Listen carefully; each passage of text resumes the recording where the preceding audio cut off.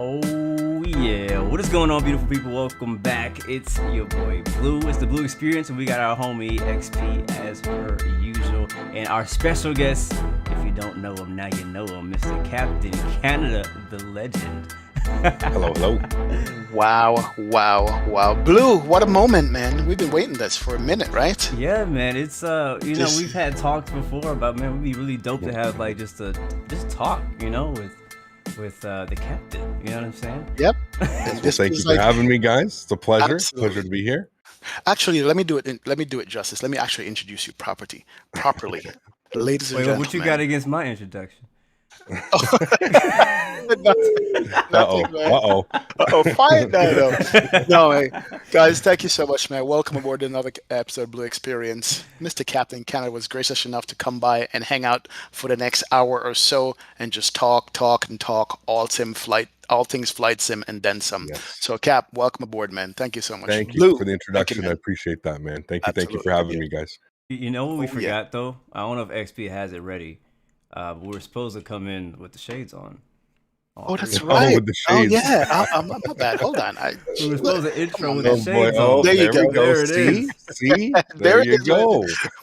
The mandatory stream equipment. Oh, man. Let's just say that I have no idea how you do this, man. Seriously, that is some commitment. Can we start there? I mean, Can we start? Because I know in my streams, sometimes I wear with the shades. glasses.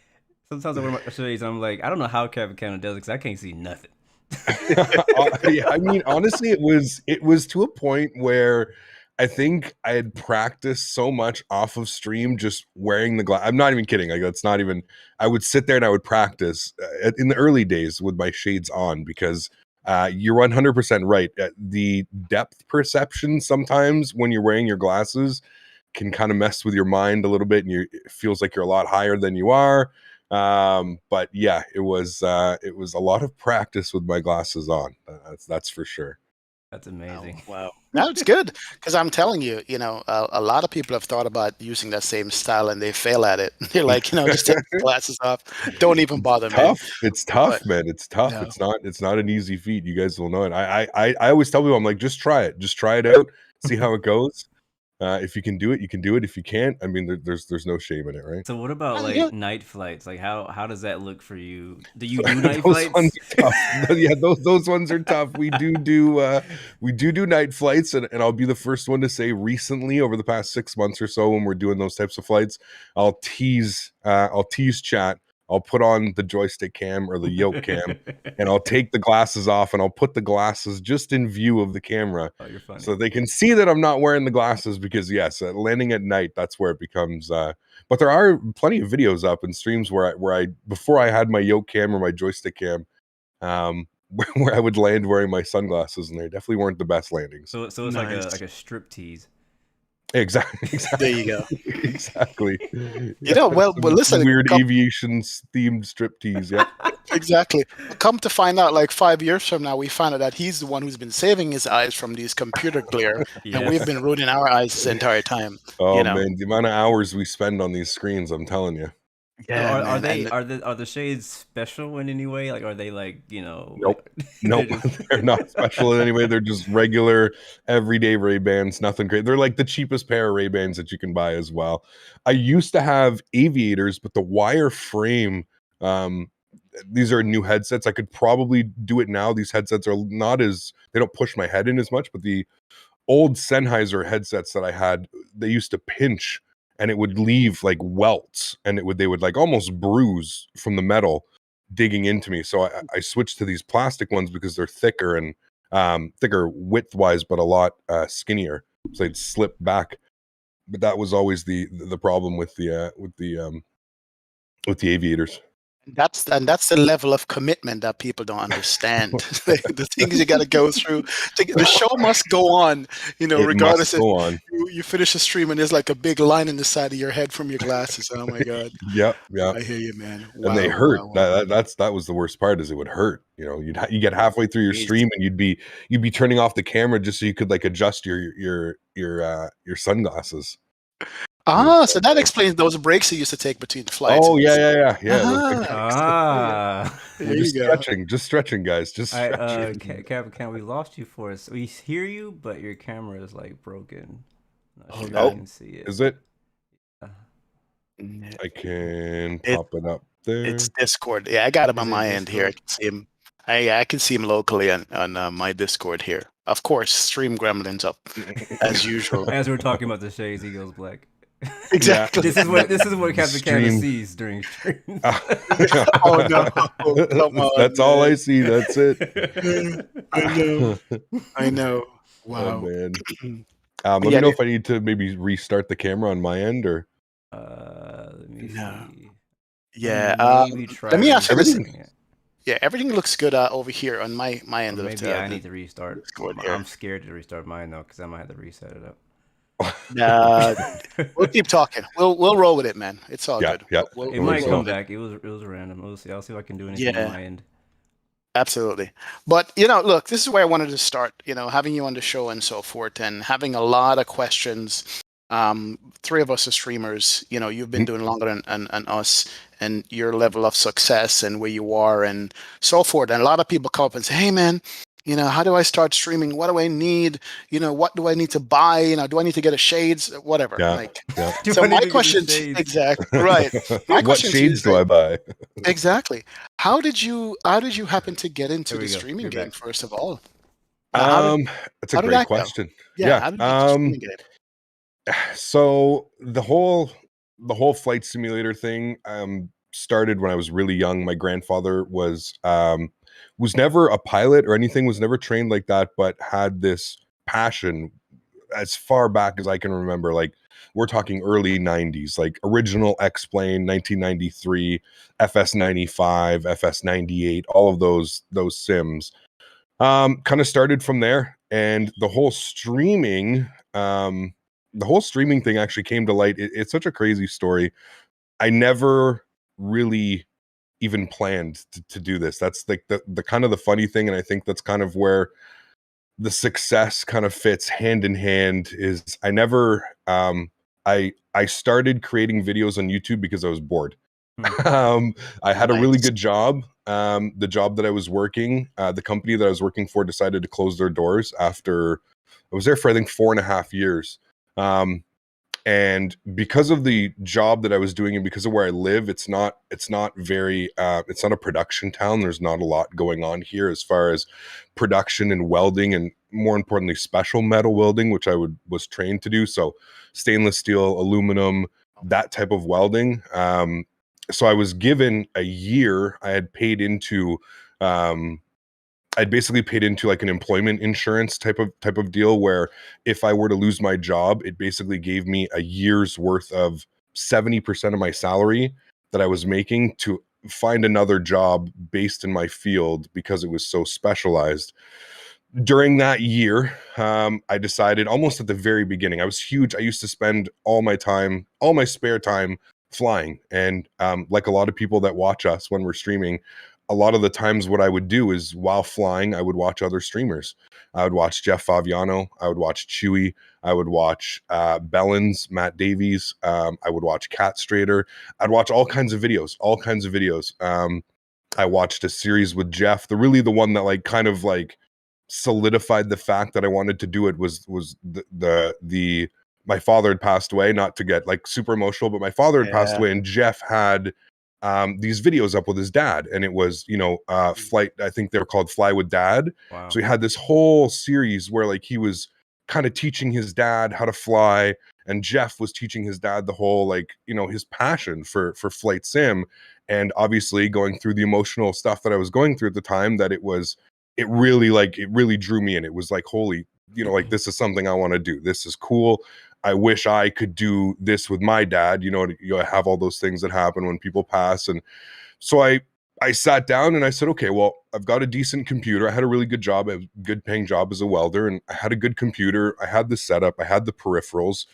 And I said, you know what? I'm going to start making videos. And whether anybody watches it or not, I don't really care. I'm just going to make videos. Because it's something that I wanted to do. I didn't want to make money off of it. I really didn't want to make subscribers off of it. I just wanted something to do every day that wasn't spending 4 hours sending emails and resumes off looking for a job. So Yeah. I would wake up every morning. I would take care of that. I would take care of the, searching for the jobs and sending emails and making calls and contacts. And then I would spend my evenings in the simulator, and I would do flights, and I would, I would do the same flight 3 times over, and I would record every takeoff, every landing. And out of those three bits that I would do, I would take the best one, and I would go, and I had some, I can't even remember what it was called. It was the cheapest video editing software I could find on the internet.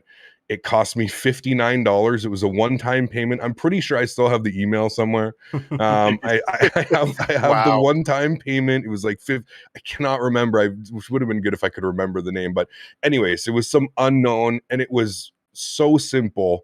They had 10 transitions. There was a cut and a paste. And that was pretty much it. And you could piece together your videos. And that's what I did for the first, 4 to 6 months of my YouTube. I just would the same routine every morning. I would wake up. I'm very much a routine guy, like very, very much a routine guy. So that's kind of how I started. And when I hit 500 subscribers back then, there wasn't a lot of people doing this. There really wasn't. Like I feel one of the good things about Microsoft Flight Sim and just our hobby in general gaining so much popularity is the influx of streamers and the influx of content creators. And there's so many people that do what we do now. It's hard to keep track of all of the names and everybody that does this now, because there are so many good content creators. And that's kind of the beauty of it, is there's people, just the way that I was inspired by those guys, is I feel like we're almost like inspiring more people to be doing this and to show people that the hobby's here and fully ready to go. And at 500 subs, I said, okay, camera's going on. I went to Walmart. I bought a $29 HP 1080p camera. Nice. It was locked at 30 FPS, so we couldn't really do much. And I believe like that night or the next day, I went live, and I kind of just stuck to a schedule. There was, I think, 1 or 2 people watching me for a year, 6 to 8 months to a year. There was maybe 2 or 3 people watching. Dan Barry, who I saw in chat earlier, was definitely one of them. So shout out to Mr. Dan Barry, sticking through the thick and the thin of it, man. And yeah, I just started streaming, and from there, it kind of grew, and it was just like this big snowball effect over the next 6 months. And basically it got to the point where my 1 year of employment insurance that I had paid into was finished, and it was time that I really had to go. At this point, I'd gotten myself in such a routine looking for that perfect job, and then creating YouTube and having fun at the end of the day and during my evenings, that it was just, I lost 6 months like that. I mean, when you create content every day and you're doing that, yeah, it was gone. Blue, remind me to look into that unemployment insurance, bro. I think I like that 8 months.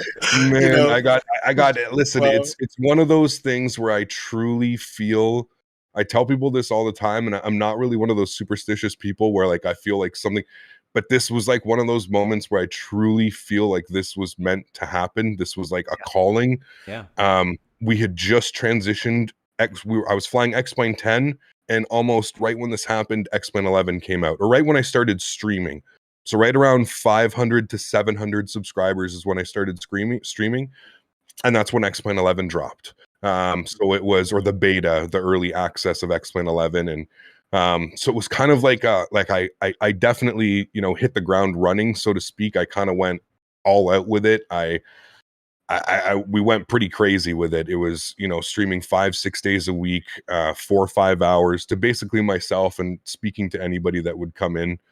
And that was pretty much it. And that's why I always tell people, I'm like, if you want to start streaming, and to get back to the original question, if you want to start streaming and this is something that you want to do, I think it's so important to do it for the right reasons. Yeah. I know for a fact, Blue and XP and both of you guys, I've known you long enough now, and we've had enough conversations in person and through Discord, and just being in each other's streams and interacting. you can tell when somebody's here because they have a passion, because they love it, because they really truly, at the end of the day, whether the camera's on or off, they want to be here, and they would have been flying anyways, right? Yep. That's what, like, truly I tell anybody. I'm like, if you want to do this, just, you have to share your passion, because that's what people are going to be attached to. And you look at all three of our channels and all three of the success that we've had, we're all super passionate people. We don't, there's zero BS most of the time. We're not going to beat around the bush when it comes to add-ons and planes and developers and stuff like that. If it's not good, it's not good. We're going to say it. Not good. And that's what people, that's truly the way that I think you're going to be a successful streamer. Now, that being said, it was incredibly hard when we first started doing it, and I can only imagine how hard it would be now.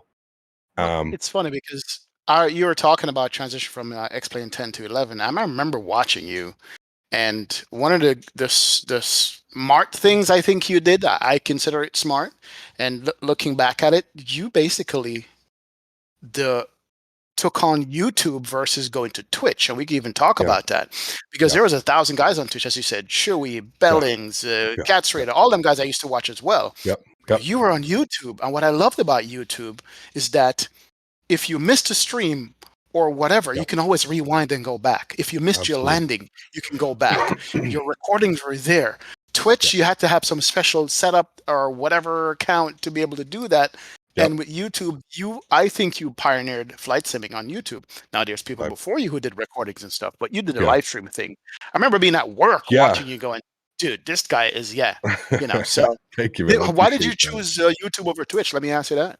You pretty much nailed it, man. And again, not to be not to be like full of myself or think like I had this master plan or something like that, but I'm a super analytical person. I will, that was probably my biggest flaw. Probably, if I could take anything back from doing this YouTube thing, it's the analytics. It's watching numbers and watching sub counts and watching. If I could take anything back and I could tell anybody, it's just chill, man. Like you watching the numbers and you stressing about numbers and watch time minutes and donations and all of the stuff. It's just there's nothing that you can do. It's completely out of your control.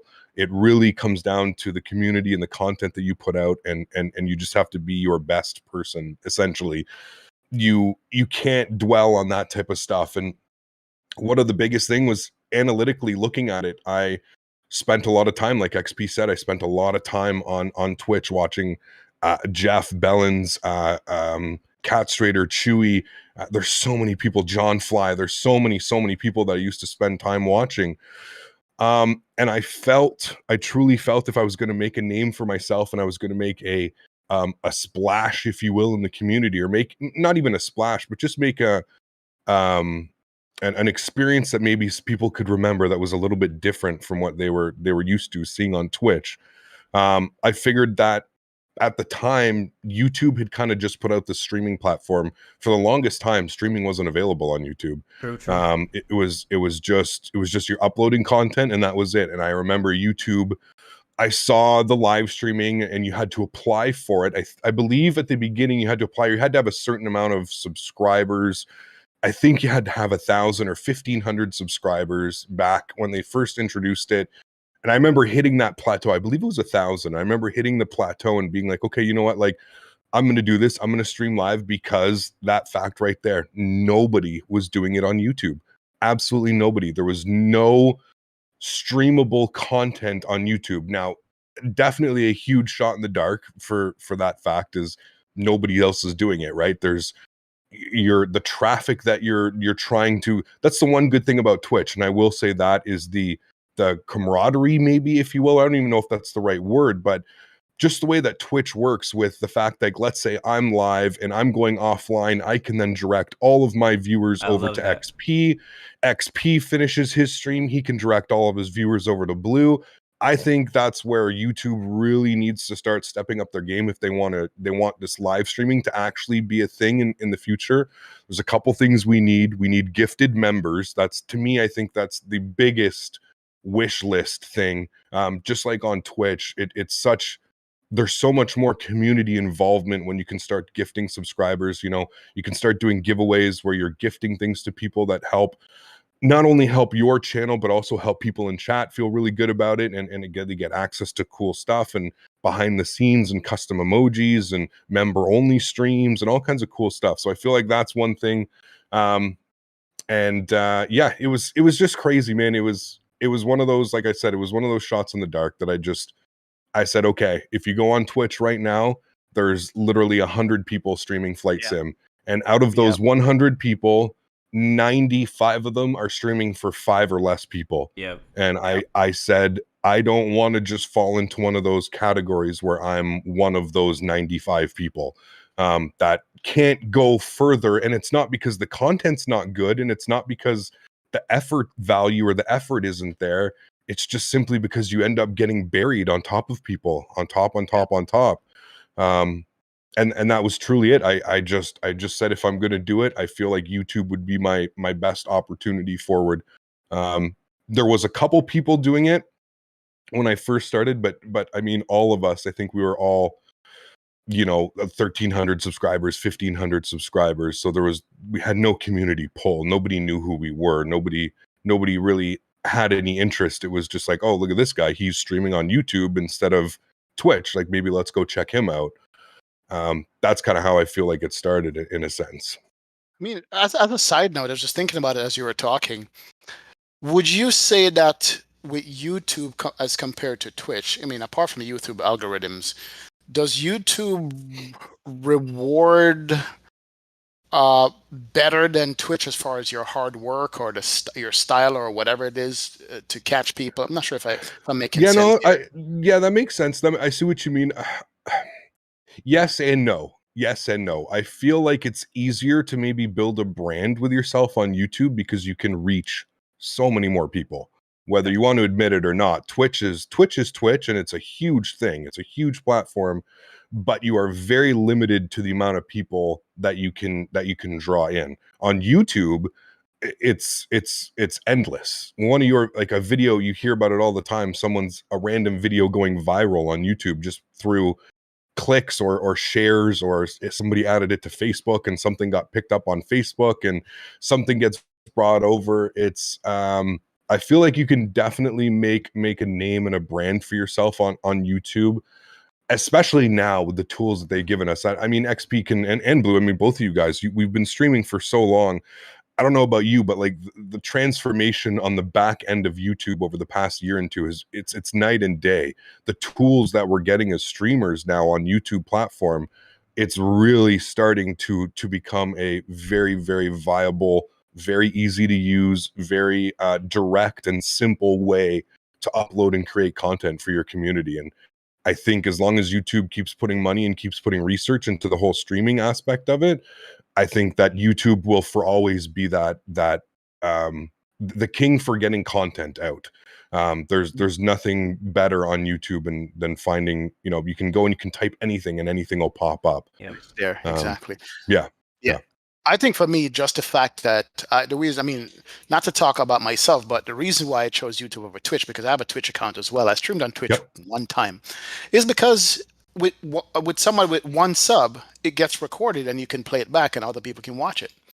With Twitch, you don't have that until you hit a Twitch partner or whatever, and all this other stuff. So. It's harder to find. So if you're upcoming streamer, you want to stream, you can still put out a tutorial, or a scenery review or whatever, and that will build your audience and build you up, and then you can translate that into streaming live and stuff. So that's why for now, maybe Twitch will change it. I don't know, but YouTube is coming up in the game. So you're absolutely right, man. I think that's what it is.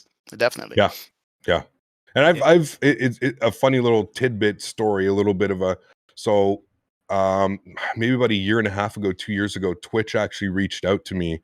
And they wanted me to actually start streaming exclusively on Twitch. And part of the reason that I actually said no to that was that they were going to restrict my YouTube content. They basically said, if you sign this contract, you are not allowed to put anything out on YouTube 48 hours until 48 hours after your last Twitch live stream.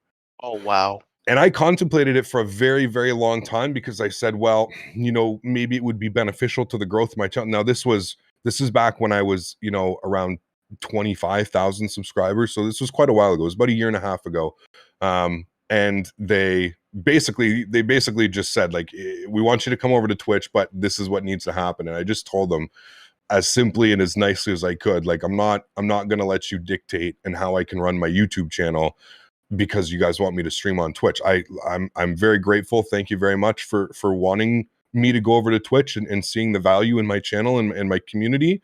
But it just really, I'm not one for, I love organic content. I love being myself. I love just being able to turn the camera on when I want, you know, and be able to do that, be able to do after darks and be able to have a schedule. And we've gone over it before. I've explained it before, and XP and I have spoken about it before. Is I think the biggest thing is a schedule, man. Is if you really want to make a name for yourself and you really want, you just want the community, you just want an easy thing for you guys to find. You know, you don't want the community to have to guess when you're going to go live. And I understand some people have different schedules right around the world. Some people work shift work. Some people that we watch, like V1 and those guys are real world pilots. They can't control when they get to go live, right? So we kind of just have to sit back and wait for their announcement, and then we go and we watch them, and then we take care of that, you know. But for people like you and I, everyday people that you know had a job and have a regular job, the easiest thing to do is just to have a schedule, have a time and a place where everybody knows that they can come and they can find you live. And whether they miss a week, it's okay. They know you'll be live next week, or they know you'll be live the next day.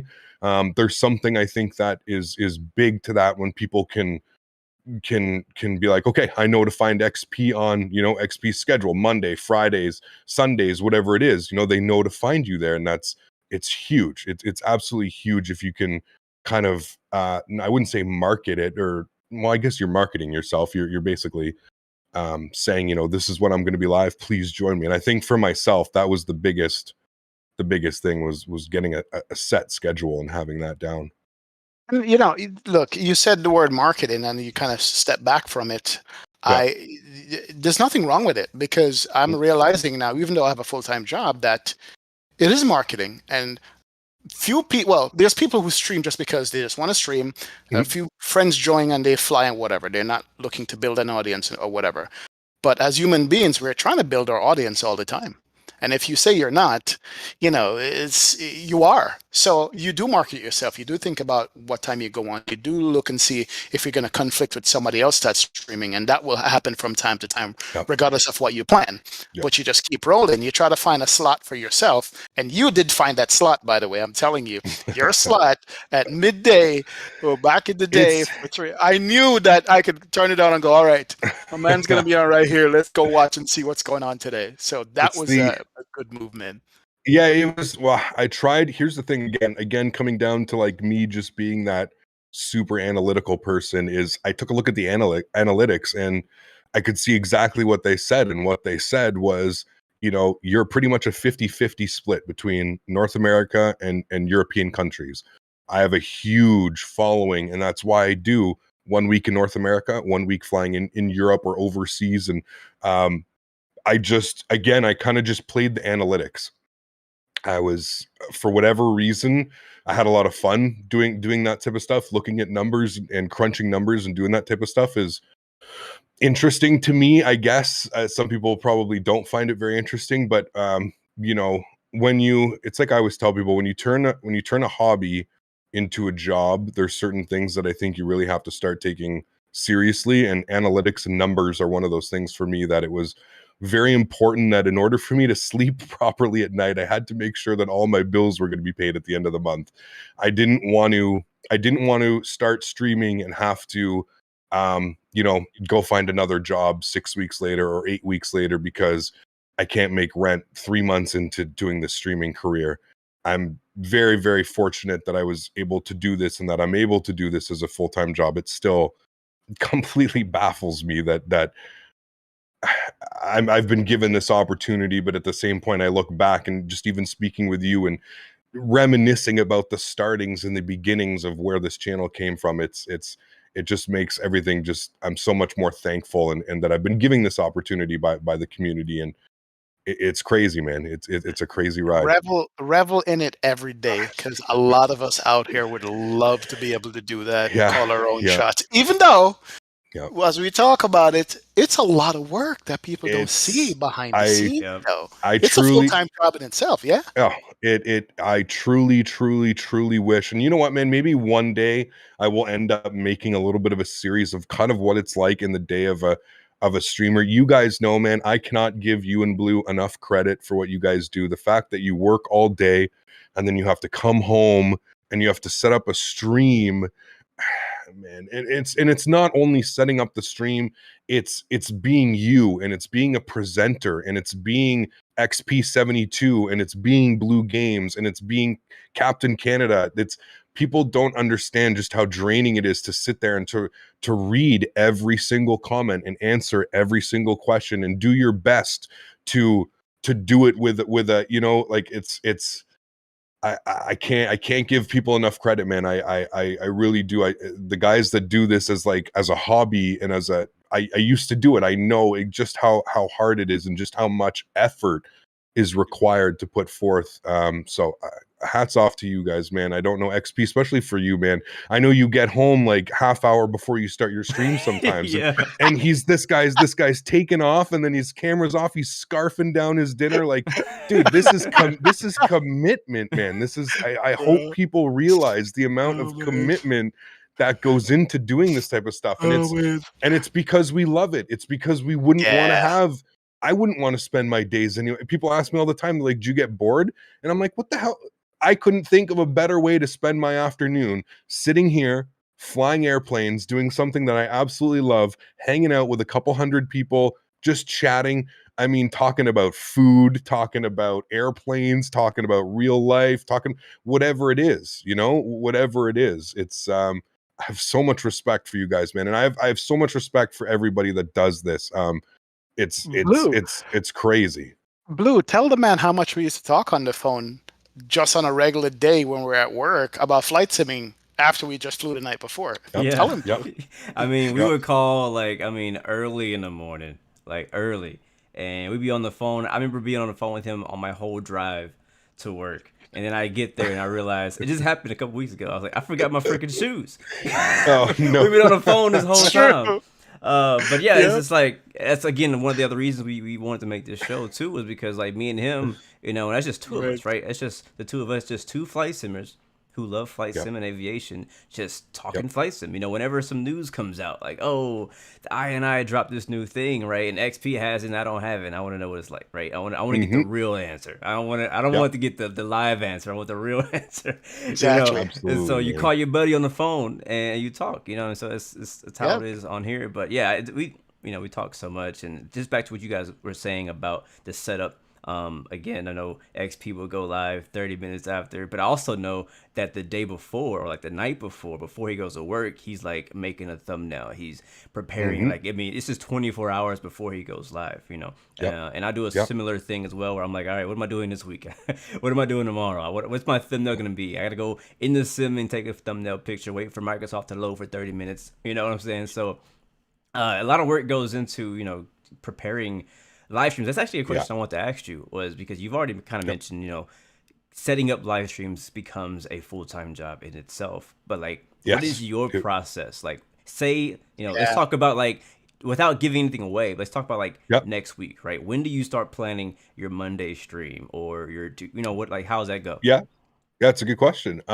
So I'm very much especially right now, there's so much. You guys know, I mean, I don't have to be.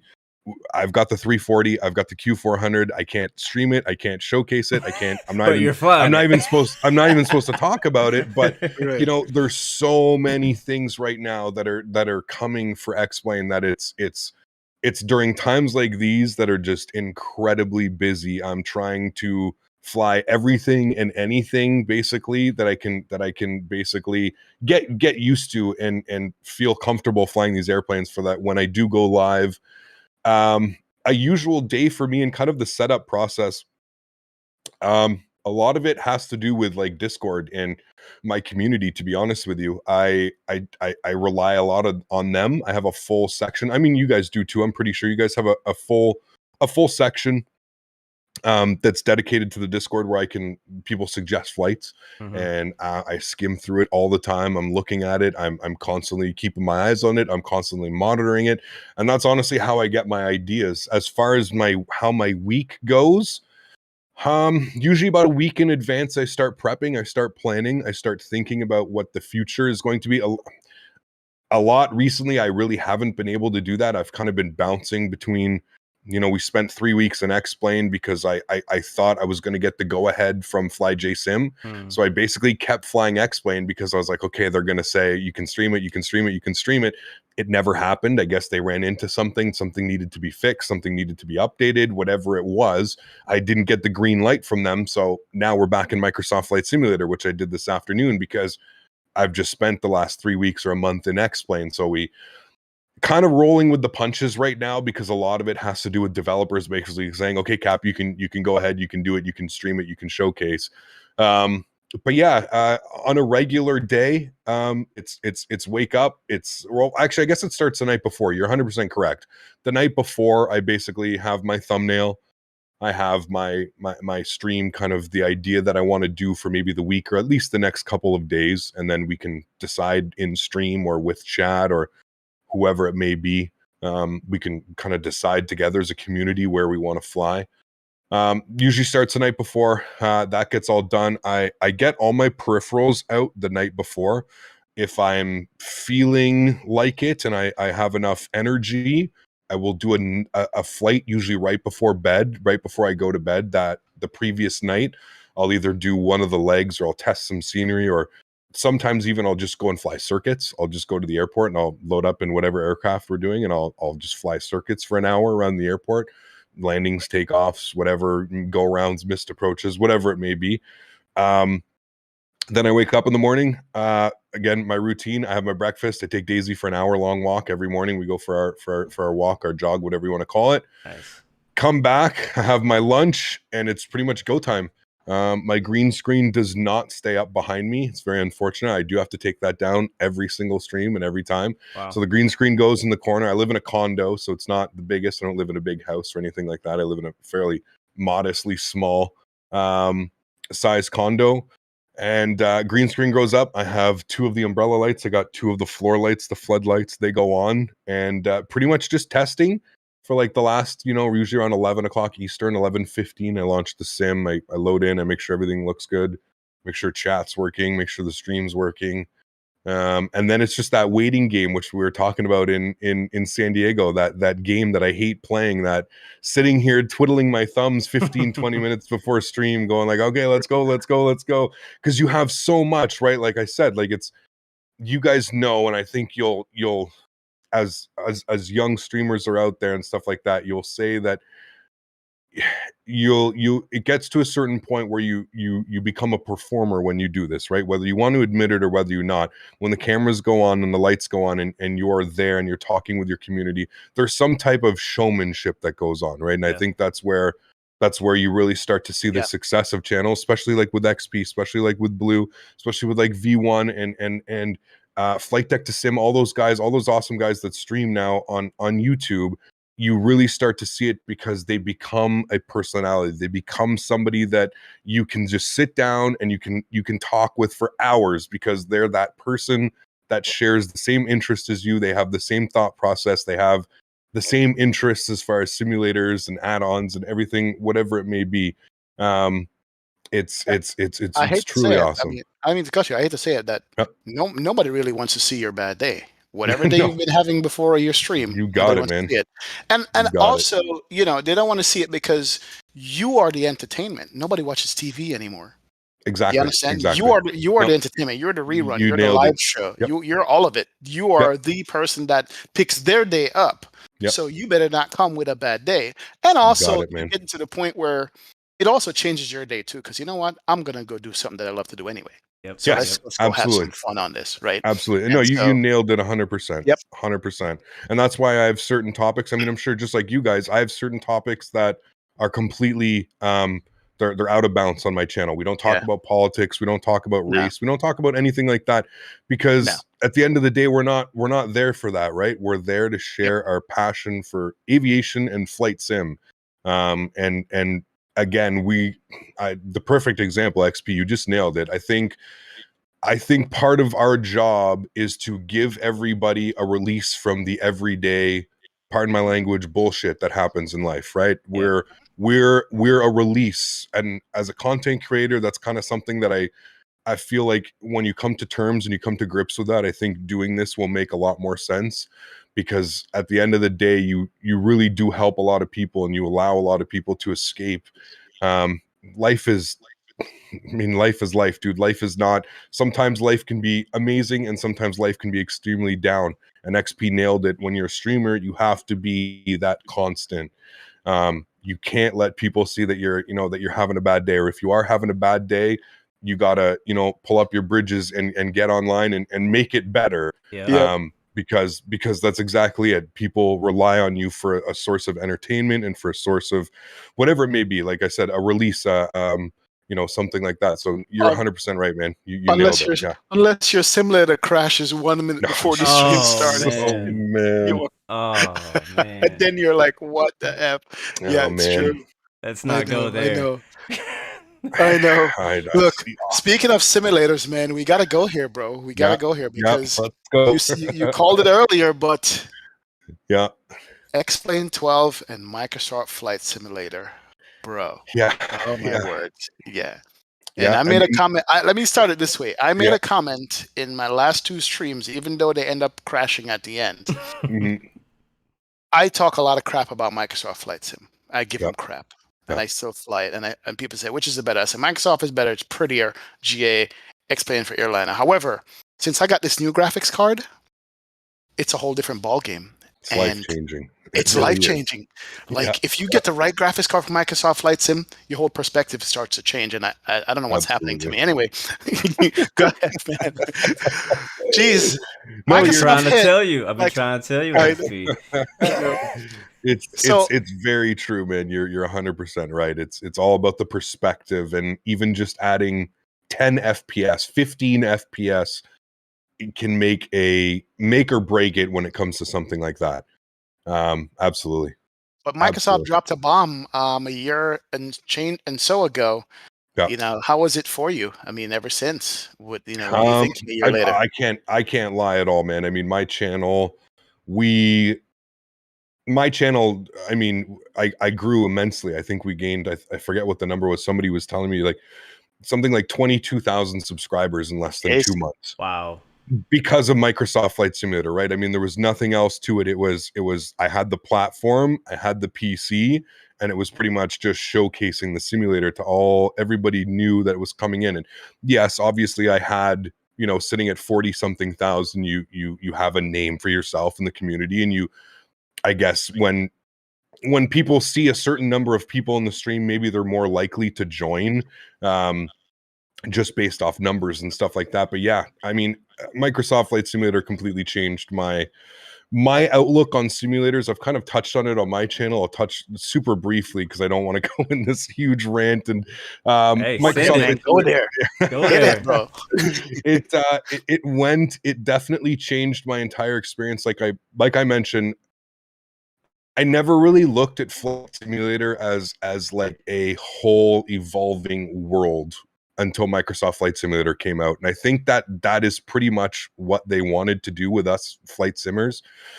X-Plane always gave me the love and the joy for flight simming, but it was because of the aircraft that I was flying. Yeah. I feel Microsoft Flight Simulator has kind of allowed me to enjoy the entire process of flying a little bit more instead of focusing just on the aircraft. I feel like the atmosphere and the clouds and the sunrises and the sunsets and everything that you see, the weather, everything that Microsoft Flight Simulator has done just insanely well. I think that's kind of where it's drawn me in. Whereas X-Plane, like I said, I'll always have a special spot in my heart for X-Plane, whether it's X-Plane 12, 13, 14. I truly feel I'll be an X-Plane user for a very long time. It's just Microsoft Flight Simulator made me feel and made me almost, I don't want to say it made me fall in love with flight simulation again, but I feel like it just gave me a completely different feeling I hadn't ever felt in flight simulation before. It was a very almost like a love and hate, right? Because here we are a year later, we still don't have any real true proper airliners for us to fly. We've got the CRJ. We all know about the CRJ. We all know how quirky that one can be. We don't need to explain anything here. Exactly. So, we all know how that one can be. So, yeah, I love it. I hate it sometimes when it doesn't want to work or it's something happens like this, but yeah, I truly think that Microsoft Flight Sim, I think it changed everybody's channel, and I truly think it changed everybody's I don't want to say if it changed their perspective, but I think it shifted the perspective maybe a little bit. It gave a lot of us flight simmers maybe a chance to realize, like, it's not always 100% about the how in depth we can get our payware airplane in X-Plane 11. I think it was more so a holy, look at how beautiful this world is. Do you know what I mean? That's kind of where I feel like it got it. Actually, I got it perfectly. It perfectly. So here's what it is. I'm just thinking about as you're talking. Mm-hmm. X-Plane 11 got it to a point where the TOLUS just works. Yeah. Everything you throw at the plane, it just works, and you're immersed in the fact that they built this airplane and everything is good. And okay, the world is out there. You got your sceneries coming in. Microsoft, after you have it at the right FPS that it needs to be to run good, it's no longer just a plane. It's the whole environment. Yeah. So now you have a flight sim, but it's like an environment sim. It's like, holy crap, man, And I feel bad because, I'm an X-Plane lover. That's the first sim I ever had. I had an old Mac and it ran X-Plane. I couldn't do P3D or FSX. Mm-hmm. Those sims still exist? I don't know. Anyway, whatever. But, okay, I shouldn't have said that. But yeah, even previously, when I go into Microsoft and I try to fly the 7.8 and the 7.4, I was like, man, I just can't wait for these guys to drop something that we can actually fly and feel confident in, right? So I go back to X-Plane because X-Plane's got them. Yep. But now that I got the graphics card of the A320 mod, it's doing what it's doing. You're like, holy crap. Can you imagine when Fenix drops and PMDG drops? Man, I don't know what's going to happen, man. I always tell people, I'm like, what a time to be alive. Like, there's really, the only thing that I feel bad for right now is everybody's wallets and everybody's bank accounts. That's the only thing I feel bad for right now. And, somebody asked me today in my stream, they were actually just like, what would you suggest? Do you suggest I get X-Plane 12 or do you suggest I get invested in Microsoft Flight Simulator? And I say, well, listen, man, I mean, perfect world, you can get invested in both, right? So I guess a little bit about the gentleman has all the add-ons for X-Plane 11. He was concerned that none of them would work with X-Plane 12. So which we do know now that all of our plugins from X-Plane 11 should work in X-Plane 12. So there really isn't there's no, we don't have to worry about paying for our add-ons again or buying our add-ons. We can feel confident enough in that everything should work, right? Except our Zibo TOLUS. mod. Yeah, well, so that's I mean, what a choice word to put that out. There's sometimes I sit there and I look at what these companies put out and I said, boy, you guys need some type of PR or something like it wasn't the right time, even if you want to absolutely do it. Not. And the way that they did it, I mean, they under-delivered, in my opinion, and I've told them flat out, you guys know I work with TOLUS. I'm hand in hand. They under-delivered when it came to their promotional video that they put out there, and I really truly feel like there was a lot of criticism and a lot of negative feedback from that, and I don't blame the community for getting upset with what they've shown. It was not up to standard and not up to par, not as far as TOLUS goes, in my opinion, to the 319 and the 321. But yeah, it's man. It needs some PR, man. I still think though, when I'm gonna wait until X-Plane 12 drop to even make another further prediction on anything. We've seen what we've seen with the weather, with the clouds, with the water, with the rain, with the seasons, with all that stuff, the wind. The only thing that, of course, they're gonna miss is ortho, because I just don't think Laminar wants to spend the money for ortho, and I don't know if it's gonna even benefit them. Microsoft's got the ability to do it because they own it. And they can stream it to you whenever you want, which is a great thing. I heard Blue say it all the time. Blue goes, I can load up in any airport anywhere in the world. I don't have to worry about downloading ortho. Yep. You know, it's such a game changer, right? Yep. But Absolutely. we'll see what X-Plane 12 looks like when it comes out. As you said, all the planes are going to work, but you know, man, I wouldn't want to be in their spot right now. Seriously. It's a tough spot to be in, man. And I think at the end of the day, you're gonna have the realists in us, which are just gonna believe, you know, listen, it's Laminar Research, it's not Microsoft, right? We can never expect what Microsoft delivered as far as ortho and photogrammetry and all that stuff. We can never expect that to come from X-Plane. That's not in their budget. I don't even think Laminar Research is worth enough money to even fund something, you know, that would have to fund something like that. I don't think they have enough monies. There's not enough zeros in their bank account to fund how much money and how much resources and how much coding and everything that would require to do something like that. But at the same point, I think what we need to do is we need to listen. Microsoft Flight Simulator is pushing X-Plane right now at this point, and that's not a bad thing. It's a good thing. Like XP just said, let's wait and let's see what they truly deliver us. Have any of us really been impressed with what they've shown so far? No, I really haven't. I mean, we got to fly the simulator in San Diego. We're not under any NDA. We got to fly it. You got to fly it. Listen, man, I wasn't impressed at all. Changes they needed to make anyway. No, those are the changes they needed to make. Yeah, and that's what we expected. So yeah, and I feel like in the long run, maybe X-Plane will get there. Are we going to hit every? Are we going to get everything that we need out of X-Plane with this next current version? Absolutely not. Absolutely not. X-Plane's too small of a development group to give us, I think, everything that we expect. But what we expect out of X-Plane is if we're going to get more iterations, if we're going to get an X-Plane 12, if we're going to get an X-Plane 13, we need to see at least enough changes in the simulator, you know, to warrant these big time upgrades and these pay, you know, this buying a new simulator. And listen, I'm the first one. We've had X-Plane 11 for 4.5 years now. We haven't been charged a single update, and I can thank Laminar for that. And the life of X-Plane has it's changed quite a bit, man. If you look at X-Plane, you know, 11.00 to whatever we're at now, X-Plane 11.55, it's like we have a whole new simulator. And without going into detail and without going and talking about the other simulators, P3D, we know we would have been charged how many times now if this was a P3D pay model? You're going at least 5 times, because if you go with a P3D scheme of, well, every time a 0.1 version comes out, essentially, we probably, you know, in a P3D world, we would have had to have bought X-Plane 11 5 times from now. So kudos to Laminar and kudos to them for continuously fixing the sim and making the sims better. But yeah, I agree with XP. I'm not happy with what we've seen so far, and I don't really feel like putting a judgment out there is really necessarily the right idea right yet. Way too early in the development process to be saying, oh, X-Plane 12, nope, it's not going to be any good. I think we need to give them time. I think we need to let them iron everything out and work on the details. And but the future is bright, man. Microsoft Flight Sim, X-Plane 12, both of them. I mean, if all of our add-ons are going to work for X-Plane 11, there's really no reason for us not to get X-Plane 12, right? As hardcore sim enthusiasts and people who have supported X-Plane for me since X-Plane 9, 10, and 11 I've owned. I'll be supporting 12 and I'll be getting it, and I'm fingers crossed that everything's going to work.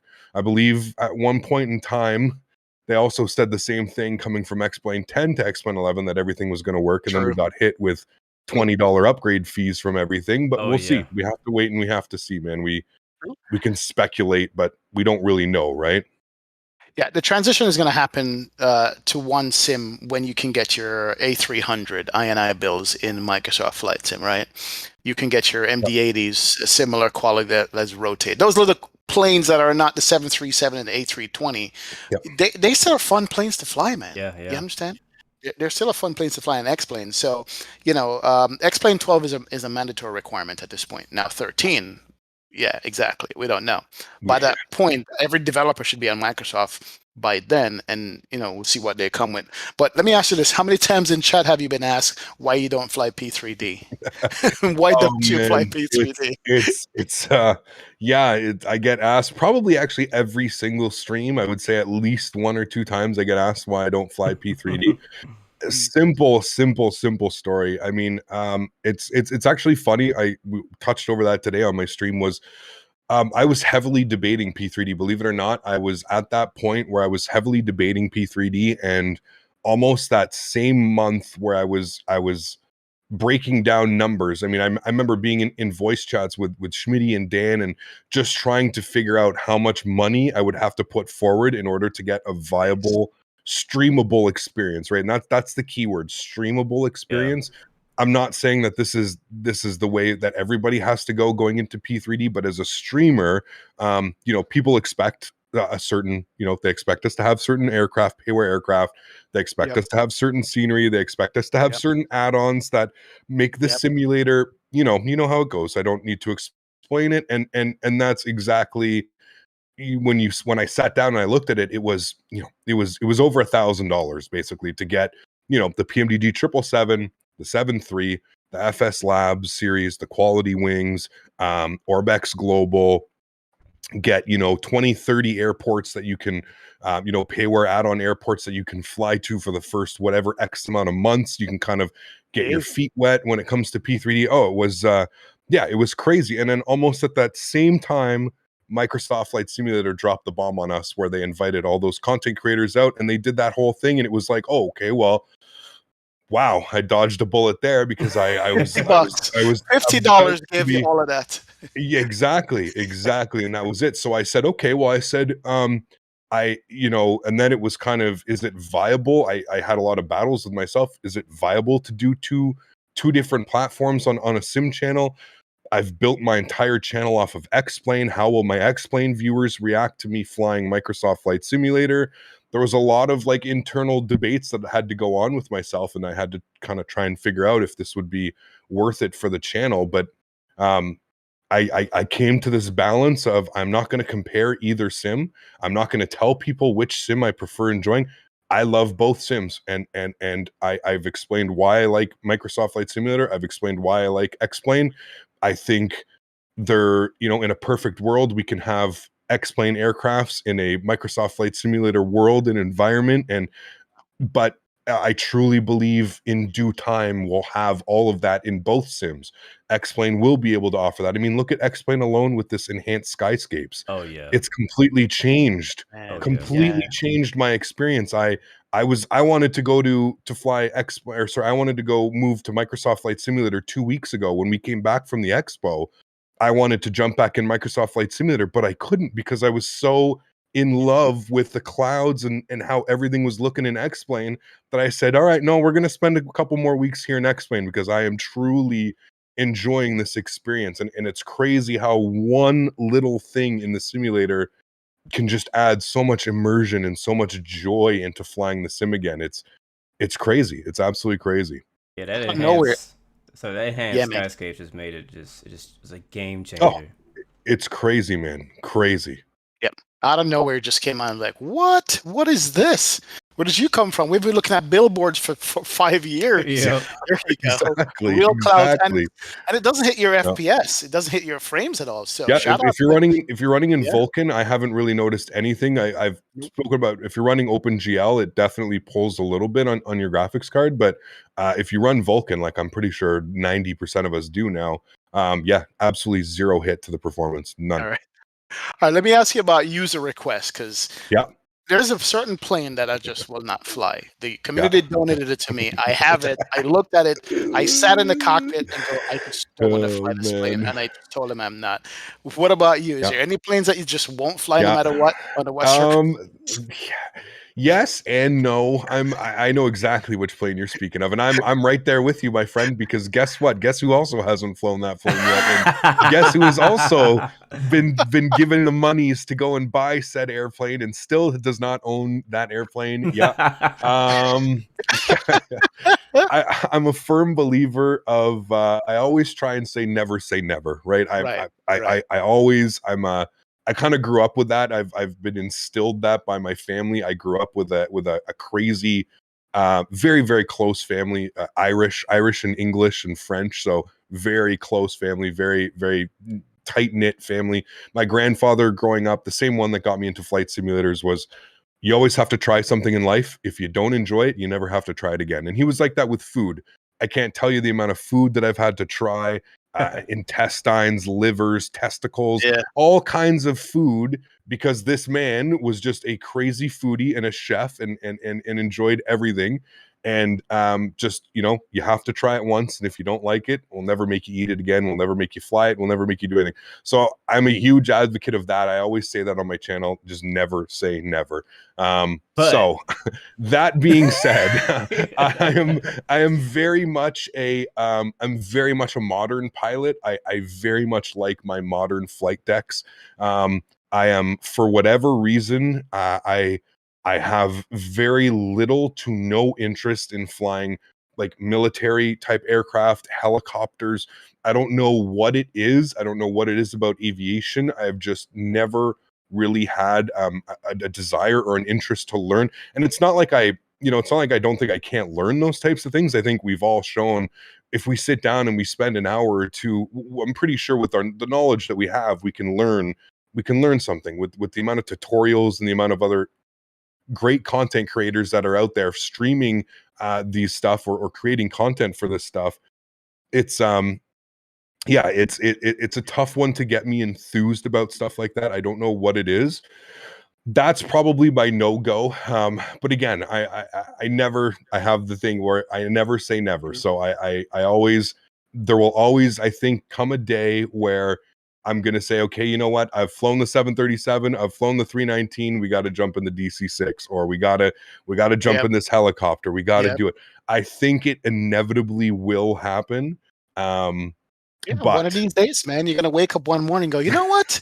I want to fly in Bolivia and fly over the mountains in the canyons and go land on a small strip somewhere. That's it. They still do it in the real world. So absolutely. Absolutely. And it's like the GA stuff, right? Too. Like, you guys know, I'm not, again, kind of the commercial airplanes is where I'm at. That's kind of where I've made my name flying. That's kind of what I'm used to flying. But again, I've found out that a lot of people really do enjoy like the general aviation stuff, and they really do enjoy just jumping on Microsoft multiplayer and doing these community fly-ins and stuff like that. So I've really, kind of stepping out of my comfort range, because that's not like, that type of flying doesn't interest me, right? That low and slow, take 3 hours to go 100 miles. That's not my type of right. Like, that's not my that's not my type of flying. You know what I mean? Like, I guess I'm the only one. I mean, come on. That's it. But you know what? Like, the people love it, right? And the community loves it, and the community response that I get when I do these types of general aviation fly-ins and stuff. The community, and what I'm saying is, the community in a sense has made me kind of fall for some of these things that I previously didn't enjoy. So I'm hoping in the long run, for those aircraft that I don't enjoy flying or anything like that, the community can be persuasive enough or make the experience enjoyable, that will end up doing that. Because XP, trust me, man, I know, man, listen, there's nothing more scary when you've got 300 plus people sitting there watching and you're fumbling, and you've got 50 people trying to give you instructions, and everybody's trying to tell you something different, and you want to take the time and you want to thank everybody for what they're doing, but at the same point, it's doing absolutely no good for you as a streamer, except making your blood pressure through the roof. And you sweat. And you exactly. True. So, I mean, like, a plane like that requires a learning curve that you're going to have to put aside a couple of weeks and know it properly to present it. Because guess what? We're presenters, and we want to present the best things all the time. Never always turn out that way, but at least we try. You understand? So to jump in a cockpit that is basically foreign to anything that you ever known, and to try to, it's like, oh my God. And then you're only going to go from Fort Lauderdale to Tampa in an hour and a half when you could have been in New York the same time. It's like, come on, Oh, you guys are funny. Teetering along at 10,000 feet. Come on, what my shout out to aviation Two-Tone lovers Murphy, by the way. Yeah, shout out to Two-Tone Murphy. Two-Tone Murphy, by the way, as a streamer, is the only one I see is a GA guy, and when he flies, he's got 100 people flying with him. Shout out to Two-Tone Murphy. Good. That was like Two-Tone. He's over on Twitch. I've watched him a couple times, and that was like Cat's Raider too. I remember watching Cat's Raider back in the day. This guy, he would fly on Pilot Edge, and Pilot Edge is a you guys know Pilotage is a no joke network, but Yep. he would be on Pilot. I remember he used to do Friday nights back before I started streaming. I used to spend my Friday nights watching, and he would have 20, 30, 40 GA guys on the Pilotage network flying with him. And I always just was like, okay, this is cool. You know what I mean? Like, because not only that, and half the time because he was also flying little business jets, right? And he was going up to 45,000 feet, Mach 0.72, little biz jets and stuff. I could get on board with something like that. But the low and the slow and the I mean, listen, we've got our hands full having to learn the Q400 now coming. I mean, I don't know about you guys, but I had minimal to no understanding of how a prop system works and a constant prop and any of that stuff. So you're in for a treat when it comes to the Q400, because it's, again, the FMC is like nothing you've ever handled, at least for me in flight sims. It's something completely brand new, and same as the engine controls and having to control that stuff. So it's if you've flown GA, it might be less of a learning curve. Even the DC3, I'm still throwing it out there. Actually, I've seen Blue do some GA streams as well, where there's quite a few people just hanging out with you and landing in some remote island somewhere. So usually on top of a snow-capped mountain. Exactly. More props to you, man, for going out there and not doing the rest of what we all do. But definitely. I mean, I would be remiss to not ask you this though. I mean, how do you deal with the negative side of streaming? And this basically comes from idiot people anyway. Yeah, but I mean, that's a good question. Inevitably, as your channel grows, especially being somebody that makes their full-time living off of creating YouTube videos and being a streamer, there's definitely going to be some animosity. There are definitely going to be some people that feel like you are not deserving of the situation and the position that you are in. Honestly, that's a great question, XP, to be real, because I feel like at certain points in my flight sim career or my streaming career, there's been some low moments where sometimes you take maybe to heart a little bit too much what some people are saying about you or your channel. At the end of the day, the reality of it is I kind of just look at the positives. I look at how many people are subscribed to my channel, and I look at how many people are members, and I look at how many people I've got in my Discord channel, and I remember that out of all the negativity, the one or two messages of negativity, there's 60 something thousand plus subscribers that have my back, and they're here for me, and they're here because they enjoy watching my content. And I'm not perfect. I've made mistakes doing this streaming, whether it's been made public or not. You guys know there's been mistakes that have been made, and I was the first person to sit there and say, you know what, I was the one that screwed up, and it's on nobody else, and it's under my control, and I was the reason that things got like this. And I think it's extremely important to just remember all the positives. There will be negatives no matter what you do in life, right? No matter what you do, you turn a hobby into a job, there's negatives that are going to come out of it. You're going to be a content creator. You're putting your entire personality, your entire life, you're pretty much putting it out there for anybody to see, anybody to comment on, anybody to make. You're fat, you're ugly, you're bald, you wear glasses, you have a beard, you got gray hair, whatever it is, right? You're constantly you're leaving yourself open for constant criticism. And I think as a streamer, you end up just building almost like this Teflon skin where it says, you know what, at the end of the day, everybody that's hanging out in chat and everybody that's got all these positive things to say, those are the people that you focus on. And that, I think, is the main focal point. It sucks that we live in a world where people need to make you feel bad for doing something. I always tell people I never ever started doing this for money. I never once started streaming thinking that this would become a job. These are things that I think just happen when you make the right decisions and you go about things the right way. I sat here for months and months and months, and I kept a part-time job while making enough money to support myself on YouTube. I kept a part-time job for 6 months because I was so insecure. I was so insecure about it. I didn't want to take the full step. I wanted to always have that cushion and but I got too tired. It was too much. It was too much to do the streaming. It was too much to then go work on the overnights or whatever, the shift work that I would have been doing. It was just too much. And I truly figured, I said, you know what, with all the haters and everything, I at least owe it to myself to try and do something like this, because at the end of the day, there's not a lot of people that get the opportunity that we're in, or that I'm in, where you get to call this a job, and you get to work from home, and you get to, you know, have this unbelievable setup, and you get to work with companies like Thrustmaster and Honeycomb and all of those things, man. Sometimes you just got to take a shot, and no matter what you do in life, there will always be haters, right? There will always be haters. It's how you take the adversity and you go with it. For myself, I kind of use it as fuel. I kind of use it as ammo. When I see somebody that has something negative to say, you know, instead of getting upset, I think about that, and I think about, okay, from their perspective, if they were to look at me and this is what they see, maybe I do need to change something. Maybe I need to be a little bit more friendlier to people who are new to the hobby and coming into my streams, or you know, sometimes it's good to take different perspectives. Some people are just really terrible and really mean at expressing things, you know. So let me jump in and say this. Yeah.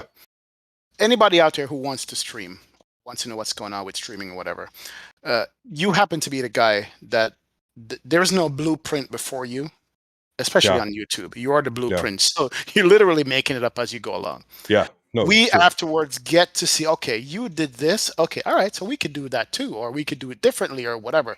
You know, we get to watch the guy at the top and go, all right, we're going to do this, but we're not going to do that because that created that. But you are setting the trend out there ahead of everybody else. So mistakes are going to be made. That's just normal, because there's nobody else out there that's doing it that way. You know what I'm saying? And also for the haters, it benefits you if you want to get into this game to look at what the leader is doing and say, okay, I like that. Take it. You know what I mean? Don't hate all the time. And also, don't leave a comment on somebody's channel that goes, I got this comment the other day, it goes, you still feel so bad for yourself, you're taking money from children. I was like, what? Oh, bro. Yeah, that was a comment. You don't understand how many times I'll never understand. I'll never understand how us will, like, you know, the fact that people willingly want to donate and help support us and help support what we do. And then you have the other extreme on the end that, exactly like what you said, think that we're taking money from people, or that a membership is some type of ploy to get money out of people. And it's, listen, man, I'm here and I'm providing a service, whether you want to look at it like that or not. I'm providing a service at this point. And I think that's where it's, again, do I feel like I need to be paid for my time? No, I don't think I will ever feel like I need to be paid to turn my camera on and to stream what I love doing. Is getting paid from doing this a plus and a bonus out of doing it? Absolutely. Absolutely it is. And I'm forever grateful. I say it at the end of every single one of my streams. To all my mods, my donators, my sponsors, I am forever grateful for what you guys do to my channel. It's without those people, and without the people that want to see you succeed and enjoy you enough to want to help your content, you know, you owe it to them to continue doing what you do, and to keep building forward, and to keep pushing through, like you said, the haters and the people that just don't understand it. And it's unfortunate. There seems to be a lot of people that just don't understand it. But at the end of the day, it's we do it because we love doing it, and it's I can understand how some people can watch it and they may not understand it. You don't need to understand it. You don't have to hate on somebody because you don't understand it, right? And I think that's really what it comes down to. That's the main thing I find, is just because people don't understand like what a membership is, or why people donate, that doesn't mean that, like, you know, we deserve hate on that. It's not like I'm, you know, sitting here with my hand out saying, okay, guys, if you want me to go live next week, I need to get $100 worth of donations. Like, that's not it at all. Like, that's not it at all. It's and for me, like, I canceled my cable subscription a long time ago. I don't have cable, but I am subbed to a bunch of streamers. Absolutely. You understand? Because they provide me entertainment. You know, I get to watch them, I get to see what their production is and all that stuff, and I support what they do, because I understand it takes time and effort for these people to do these things. Yeah. They just don't roll out the bed and it's done. You know what I mean? I don't know how Blue does it. Oh, Blue man. edits videos, man. Yeah. Blue, I Yeah. don't know how you do it, man. I can't do it. I always and give that- give man. so much kudos to Blue, man. I always say Blue makes some of the best. When he does his unboxing videos and stuff like that, I don't watch that type of content. Usually for me, I'm more of like a live stream guy. I love having the interaction, but I've watched every single one of Blue's unboxing videos. Anytime he does a review on a product, I'm watching Blue. It's either I'm watching Blue, or previously, before I found Blue's channel and stuff like that, I was watching Q8 Pilot Osama, which I still watch too. Because his tutorials or his not tutorials, but his first looks and the stuff that he does, it doesn't get better than that. You know what I mean? And the same goes for Blue with his. I've told Blue, I told him, I said, man, your unboxing game and this type of stuff, like, this guy gets hundreds of thousands of views on. That doesn't happen just for, that doesn't happen for no reason. Like, it happens because he puts amazing effort and content out there, and people are very receptive when they can just, like, when somebody can click on a video and we're into the video and they're already looking at what they're there to look at, like Blue does. It's a game changer, man. It's people aren't there to like see a life story and this and that. If they wanted to watch that, they would go watch that somewhere else, right? A 10-minute intro. Yeah, man. No. That's it. How do you handle the flight request from Hawaii to Sydney? When somebody says, hey, man, can you fly this route? How do you handle that flight request? Like, here's the thing. So a lot of people, I don't know, man. I feel like a lot of people kind of have this negative perception about my YouTube chat and my channel because my moderator group is, I don't know. I've been around, I've seen other streams, and I will admit that our chat and my moderators, that they do not put up with anything. And I love those guys, and they do such a good job because they know that my workload, especially being a single pilot flying on VATSIM or flying on Pilot Edge, when I look over and I see comments in my chat, they want it to be the cleanest possible, at least for me to go through and have to, I can run through, 15, 20 chat lines and not have, just mumbo jumbo and crazy stuff just in there with flight requests. And I've always told people, and I have 100 shortcut commands for my channel, 199 to be exact. Wow. I get in shit all the time from Schmitty and Dan and Sonny. They're always telling me, clean it up. You don't need that many. Clean it up. Do this, do that. And I'm like, guys, listen. Here's the thing. I like having shortcut commands and keys for all of these stuff, so that if anybody has a question, if anybody has a comment, anybody has a concern, all you have to do is exclamation point and whatever it is, whatever the command is in chat, and you've got what you need right there. How we deal with it. What? Hold on. You've spoiled them, because you know why? I see them come to my chat, mine and put too, or whatever, and it doesn't work. Apologies. I'm like, where'd you guys get this exclamation point stuff from? I only have like 5. Right. And here's the thing too, you have to understand, right, is as somebody that's been doing this for so long, the amount of times that I've been asked the same question. So anytime you see that I have a command built into my channel, it's genuinely because I've been asked the question probably over 1,000 times, and we just have this little we have the little blurb of information, exclamation point PE, for example, in chat will give you the Pilot Edge website and gives you a little blurb of information about Pilot Edge. So that way people don't constantly come in chat and they're like this, that, or this, that. Now, that being said, I feel like in the community, my chat and my moderators kind of have a bad rap. Maybe not a bad rap, but I feel like we're more of one of the more strict channels, if you will, as far as what we allow in the chat and what we don't allow in the chat. So everybody's going exclamation point scenery, exclamation point 12. These guys, dude. These guys, man. But yeah, that's kind of how I feel. It's just that we're not being, my moderators aren't being mean. I'm not being mean. It's just we're trying to limit the chat box because there are so many chat lines. XP, I know you see it, man. Your channel's been blowing up. I know you see it at the end of the night when you remove your Nightbot and you see 3,700 chat lines and you go, that's why my head hurts. You know what I mean? it's you try and get to every single question, and when half of the questions are just either spam or a question that you've already answered 5 minutes ago, or a question that you've answered 5 times already in your live stream, you can understand how the moderators maybe get, okay, we're going to remove that comment. Okay, we're going to put you in a timeout because you've asked 5 times already, and clearly you don't understand that we have these commands, and we're going to explain it again that we have all these commands for you. I've given. Are you a real pilot? Yes, exactly. And I've always been very, very like communicative with my moderators. If there's something that they're doing that I don't like, trust me, I'm the first one to explain it to them after the stream, during the stream. We have this stance where we just don't have time for the garbage and whatever that gets thrown in chat. There's not enough time in a live stream to get through all of that stuff. So to answer your question, a lot of it actually gets removed by the moderators. I very thankfully, I don't get a lot of stuff that I have to remove myself, or I have to look and look at the question and go, what is this? Like, where is this coming from? Where did that? So I'm very thankful I've got a good group of guys that kind of understands the questions that need to be asked during the stream, and more so the questions that need to be answered and stuff like that.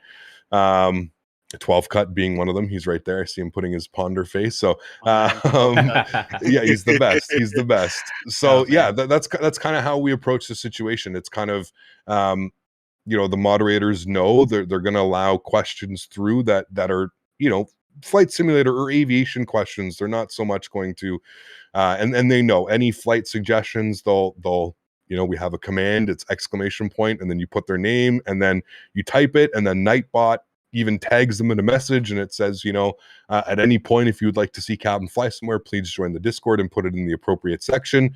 Now, 95% of the kids, or the people, I'm going to say kids, they're probably not kids, some are kids, who knows. 95% of the people don't read that, right? They don't look into that. They don't know what Nightbot is. They don't want to join Discord. And I understand that. I don't expect everybody to join my Discord just to put a flight suggestion in there, but there's other ways around it, right? There's, I'm sure you get bombarded as well. You and Blue, I see it every stream. And yeah, absolutely. People don't understand. There has to be some method to the madness, right? Yep. Absolutely. All right, let's go in a different direction since we got you here. Favorite plane to fly on stream? Oh, geez. Favorite plane to fly? They ask me that all the time. I just had to ask you it because I don't answer that question at all. I really think it depends what simulator we're in. Mm-hmm. If I'm going with X-Plane, if I got to be honest with you, man, I think it really depends. Like I'm a very much like, I really get into flying an airplane for a couple months, and then I kind of get into flying a different airplane. If we're in Microsoft Flight Simulator, obviously it's the A32NX mod all day long. It's hands down the best aircraft, in my opinion, available, other than the CJ4 mod. I've heard really good things about that one. If I'm in X-Plane, that's where it gets tough, man. It gets really tough. That's why I asked you the question, because I know it's tough. Yeah, I answer it. So if let's say stream wasn't a thing, and I just wanted to go flying, I'm gonna probably fly the Zibo, to be honest with you. If stream wasn't a thing and I just wanted to go flying, I truly I'm so in love with the entire Zibo project, just because I was so against it at the beginning. I'll never forget my friend telling me, hey man, there's this free 737 for X-Plane. I remember laughing and oh man, like this isn't going to be worth my time. I'm not putting that on stream. I'm not doing that. I'm not doing this. And it turns out to be one of my favorite airplanes. I've probably got 1,000 hours flying the Zibo alone in X-Plane 11. You know what I mean? It's one of those airplanes where did Zibo save X-Plane, or did Zibo save X-Plane? I think he did. I mean, I think Zibo was definitely one of the developers to save it. And I again, just to touch base on that super quickly, I think X-Plane's going to continue to be that simulator as long as these third-party developers stay making content for it. As long as we've got the FlyJ Sims, as long as we've got the Toluses, as long as we've got INI, as long as we've got Flight Factor, I don't see X-Plane going anywhere. Though maybe it won't be as popular. Maybe X-Plane 12 or X-Plane 13 may not reach that pinnacle of popularity the way that X-Plane 11 did, but I forever see X-Plane being a contender in this game. I don't see X-Plane going anywhere. I really don't. Yep. I agree. Developers keeping it alive. Absolutely. Definitely keeping it alive. Yeah. But, how do we as streamers talk for 4 or 5 hours straight? How do we do it? That's another question, man. Great question. I think we're just so used to it. And honestly, the big thing is our passion, to be honest with you. The passion. The passion and just our love for aviation. I think that's what allows us to sit here and to chat and to just hang out. I truly believe without the passion and without the love, I don't think I could do this. I don't think I could do this as a full-time job. I don't think I could pursue this as a career. I don't think I could have the community and the channel that I have without the passion and without the love for it. That's for sure. Which leads me to another question. Do you ever worry about, I don't see it happening, but do you ever worry about burnout at all? Yeah, absolutely, man. Yeah, absolutely. How do you manage that? Burnout? Yeah. How do you manage? How do you imagine not? Have you had it, and how do you imagine not having it? Yeah. So, have I had it? I don't. That's a tough question. I don't feel like I've come fully had it. You know what I mean? I've been fortunate enough to where I feel like if I'm getting to a point, that I'll take a vacation or I'll take a break. You know what I mean? It's very difficult, I find, or sorry, not difficult. It's fairly easy to get yourself burnt out from doing this.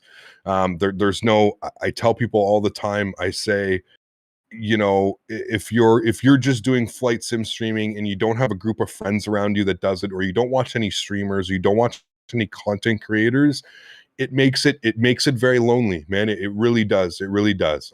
You know, flying by yourself from point A to point B, there's only so much that you're going to be able to do that, right? There's only so much that you're going to want to do that by yourself. Now, if you had a group of friends that you're doing that with, where you kind of, you know, 1 week XP chooses where we're flying, 1 week Blue chooses where we're flying, 1 week Captain chooses where we're flying, you know, or not even that, just different days of the week, you have your friends that you're flying with, that you're doing stuff like that. I try my best to keep myself, how do I say this? I put a lot of time in my streams and I put a lot of time in the flight sims, but I also know exactly where to draw the line and when to draw the line, if that makes sense. Because yes, to answer your question, I have absolutely burned myself out in the past, 100%. There was a point where I was streaming 5 or 6 days a week, and it got to a point where I had no life outside of sitting in this chair, being on my computer. I had nothing. I had Daisy, and I would, you know, walk her in the morning and walk her at night, but that was it. So very easy to burn yourself out. I find having a perfect balance, having a hobby outside of doing flight sim, having somewhere that you can go, or a friend's house. Or here's the thing with me is I don't really have any of my real life friends. They're not really, nobody is really interested in this, right? I'm the only person out of all my friends that shows any interest in this. I have 2 real world friends who are pilots that I grew up with. Now, obviously, they don't have time for simulators because they're flying real planes, right? The simulator is, they look at simulators as training tools, and they have to go to their simulator once a year to stay current. And that's how they look at simulators. They don't look at simulators the way that we do, where it's kind of like a mix of passion, fun, and training and learning. And for them, it's work. You go into the simulator, and I'm going to work to do that.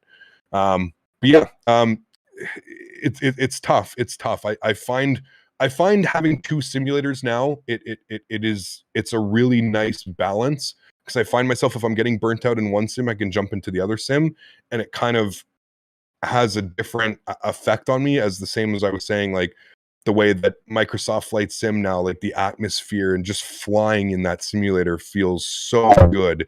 Just wing views, looking at the clouds, looking at the ortho, looking at everything. It's beautiful. And then again, when I start getting that deep down, okay, I really want to go fly a jet with a proper FMC or a McDo, and I want to rely on an LNAV and a VNAV. Well, I can go into X-Plane and I can get that, right? I can fly the 7.5, the 7.6, the 7.3, the 319, the 321, the 350.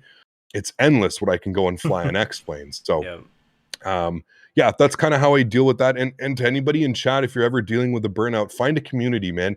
Doesn't have to be my community, doesn't have to be XP's, doesn't have to be Blues. We're not saying that, but find yourself a community that you can be a part of. And I guarantee you, if you're ever having flight sim blues, or you're ever feeling like you're getting burnt out from flight sim, being part of a community can really, really improve how your outlook is on a simulator and stuff like that. I got no time for burnout. Between talking to Blue, Captain Geo, HD Sim, CJ Hollister, and when I figured I flew every airport and every scenery, and they go, "Oh, by the way, did you see this just came out? You got to get it." I'm like, "Nah, man, I don't want it." "No, you have to get it." It's like, "Oh, Jesus, here we go again." And next thing you know, Geo makes me spend more money on simulator than anybody else. He's the one who made me get this damn new computer here that I have. Attaboy, Geo. Exactly, So he's saying, Blue, you need to get into the 30 series graphics card mod, man. You gotta get up there. Someday. Yeah. Man. How's the 3080 Cap? How is it? It's good, man. I mean, you guys know it was a struggle to even get it. I was on a wait list for I believe it was just over 6.5 months, just under 7 months. So basically they took payment, and it was it was just sitting and waiting. Funny story about it is I originally ordered an Asus TUF 3080. That was the one that I had pre-purchased. And after 6.5 months, they called me up, the store that I had made the purchase on, and they said, we have a EVGA 3080. Is this okay? Are you okay with that? Because this is all we have in stock, and we have no clue when we're getting more. And I took it, and and I don't know if you guys remember, I got in my car, I drove 3 hours, went to go pick it up. Had to go. It was, I actually met, huge shout out to Alex Sue. I don't know if you guys know Alex Sue. Great guy in the community. He's part of $0 Payware. Oh, nice. Great guy. Great guy. Great series, man. Yes, oh my God, for free. Yeah, so he lives in Toronto, and that's actually where I bought the graphics card from. So he actually, instead of having to make me drive 5.5 hours, he very, very thankfully met me halfway. Basically, we met at a little small town. And I bought him dinner, and he charged his Tesla. I think it was just an excuse to go drive his Tesla, but such a cool car, man. Such a cool car. Oh, man. That's community, man. That is community. It is. Yeah, absolutely. He's an absolutely awesome person, man. Yeah, I mean, I met you at Flight Sim Expo in 2019, and then just a couple of weeks ago, and just meeting up with you guys who do the same thing I do, because nobody else outside of this circle don't even give a crap. Nope. You know what I mean? It's just so awesome, right? It's just so awesome. And as you said about community, getting to share and see and talk. So even if it's still a Flight Sim community, as Cap was saying, get into the community. Share ideas. Share, if you have problems, talk to somebody about it, man. These guys will give you lots of help and so forth, man. I love it for that reason. Absolutely. Yeah, absolutely. I think the Flight Sim community, albeit one of the harder communities to kind of make not make a name for yourself, but I feel like the Flight Sim community kind of has a bad rap, because there are some people that kind of take this hobby a little bit more seriously than some people, and I feel like sometimes it's harder for newer people or younger people to feel accepted in this hobby, and that's where I've kind of pretty much changed my channel and my atmosphere, and again, just kind of touching back on the way my moderators deal with things in chat and stuff like that, is we've kind of decided to go with this approach that, like, somebody asked me the other day, and somebody's like, how come you're not timing out these questions, or don't you get bored answering the same question over and over and over? And you have to understand that with Microsoft Flight Simulator out right now, there are so many new people in this hobby that it's not fair to just put all of them in one group and say, okay, you can't ask me that question because I've already been asked 5 or 6 times today. And a lot of the time, man, it's genuine people asking genuine questions because they don't know and they don't understand. Now, if you've watched my channel for 3 years, then okay, like, I can understand how somebody asking Cap, what's your favorite airplane, or Cap, can you fly here, can you fly there, or Cap, what's your graphic setting? Cap, what are your camera controls? I can understand after 3 years how that could be like annoying, or how you wouldn't want to see that or something like that. No. But as a whole, and as a content creator and as a community leader, it's just something that I think like you get used to, and that you have to understand that those are questions that need to be answered, because you can't just leave people out of the dark, right? Yeah.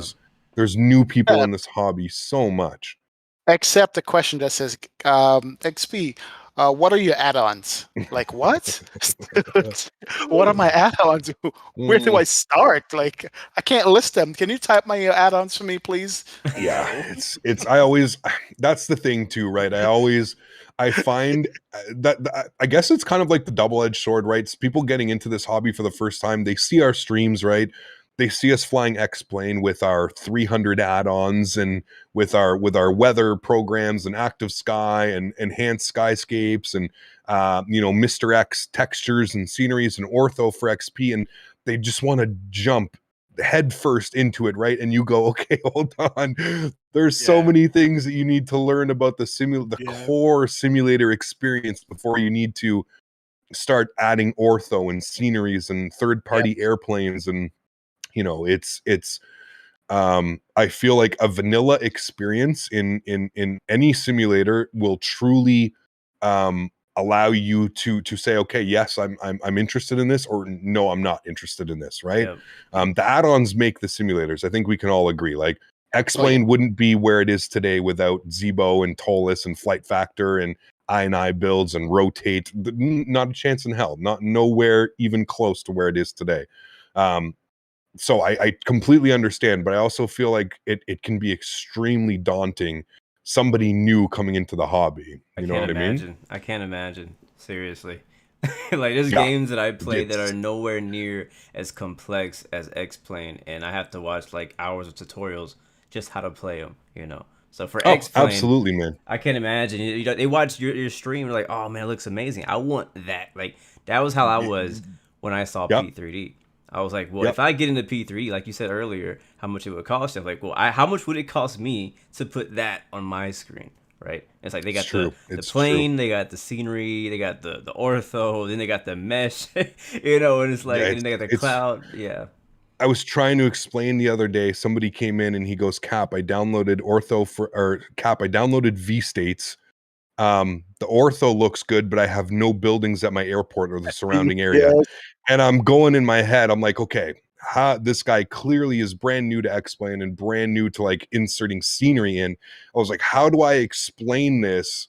Trying to make sense. How do I explain this to somebody now that he needs to go and edit his INI file, or that something needs to be done that way? It's like I remember when I first started X-Plane, right, and having to learn all these things, I had no clue what I was doing. I remember the first couple times that I downloaded and did anything with ortho for XP, I was deleting X-Plane native tiles, and it was just I ended up having to reinstall X-Plane because I had like deleted half of the actual tiles within X-Plane. There were just nothing would show up, just water. You'd fly over an air and it would just be the airport sitting in a brick of water. I'm sure we've all seen it. We've all messed up their mesh that bad. Now you have me thinking, going, we went through the fun of building our simulators from scratch to where it looks, and then we enjoy it more because we had to do that. With Microsoft now, it's all there out the box. Where's your fun come from? Honestly, that's where that's where I think that's where I kind of, it's as odd as this is to say, like, it's almost like a calming experience as a streamer. It's almost a calming experience knowing that I'm going to be flying Microsoft Flight Sim, because like you said earlier, like, I don't have to worry about my ortho drive. I don't need to worry about downloading ortho. I really don't need to worry about, will enhanced skyscapes work properly, or am I going to get an FPS impact on this or that? I don't have to worry about any of those things jumping into Microsoft. It's just hopefully the plane does what it's supposed to do. Hopefully the McDo follows the flight plan. That's basically the most of my worries on days where we jump inside Microsoft, because you nailed it. It's taken out all that scenery editing, all the cloud editing, anything to do with that. Just don't need that anymore, So when are you getting your Xbox? As soon as Microsoft sends me one. How about that? That's when I'll play it. We're gonna have a simulator where there's gonna be an Xbox crowd that has no way to have add-ons, really. Yeah, AirPlay I'm really hoping as the life of Microsoft continues that they're going to figure out something. I was pleased to hear that the CRJ, I know that the development for the CRJ has been kind of slow and kind of quiet. At least on the PC, we've been waiting for the 900 and the 1000 for quite a while now. But they're going to be fully compatible with the Xbox. So that's really good news, is that you're going to start to see, I think it's going to be the bigger developers, the ones that maybe have a little bit more of a budget, if you will. I think you're going to start seeing some of those guys start, but I was very pleased to hear that. I was pleased to hear that the CRJ at some point, there's no release date, there's no nothing, but I was pleased to hear that it's going to be going to the Xbox. One of the things that I was a little bit upset about was VATSIM not being compatible, but I kind of also understand that. I think that that's kind of like opening Pandora's box, if you will. Oh man, I feel like VATSIM already is like borderline incoherently not perfect on a good day. So I can only imagine like dealing with volumes and microphones, and I don't even understand how that aspect of it would work, right? Because you're technically connecting to a client. I don't know how that works within the Xbox. I don't know if they'll ever get it to work with that on the Xbox, but the fact that we've got native multiplayer support, I mean, that I guess is a little bit of a savior, right? It allows us to, like I said, I've kind of been doing that once a month now, where I just join the multiplayer and anybody can come and join whatever jet, whatever plane, spawn your 747 on top of me, do your spins, do your circles, whatever makes you happy, right? And we're on Microsoft multiplayer network. We're not on VATSIM. We're not on Pilot Edge. We're not doing that type of stuff on there. Oh boy. Yeah. Right. In a perfect world for you, Yep. ATC or no ATC when you fly? ATC always. Okay. It creates so much more. Add the realism factor, right? Especially with the way VATSIM and pilotage, and it's almost like real life. These guys are so good at what they do now. VATSIM has been around for so long that these controllers, they've got hundreds, if not thousands of hours. They know exactly what they're doing. There's just something extremely satisfying about loading up and seeing, like in your streams, the Congo lines that join you. I've tuned in a couple times just to pop in. You look 40, 50 people, man, snaking down the line with you. Like, and to be real, like, that's impossible. How are you going to control that without controllers, right? Yeah. You're going to have 40 people all trying to, because everybody lands differently. Everybody plans their arrival. You're going to have some that are going to be lower than others, higher than others. You're going to have people that cut people off.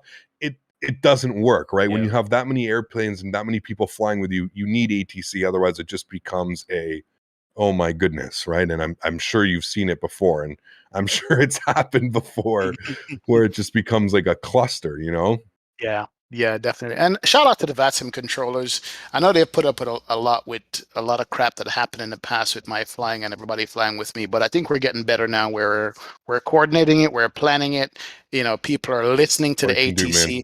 And I'm guilty of that too, because I'm here looking at the chat. Oh, yeah. And they're like, so and so, hello, where you at? But shout out to VATSIM. Those guys enjoy it as much as we enjoy flying. So absolutely. Have you guys I'm a firm believer. I believe so. Yeah, I hot mic'd once. I don't know where. I forget where we were flying, but I was streaming actually, and they were very quick to like point it out. So I was very thankful. True that.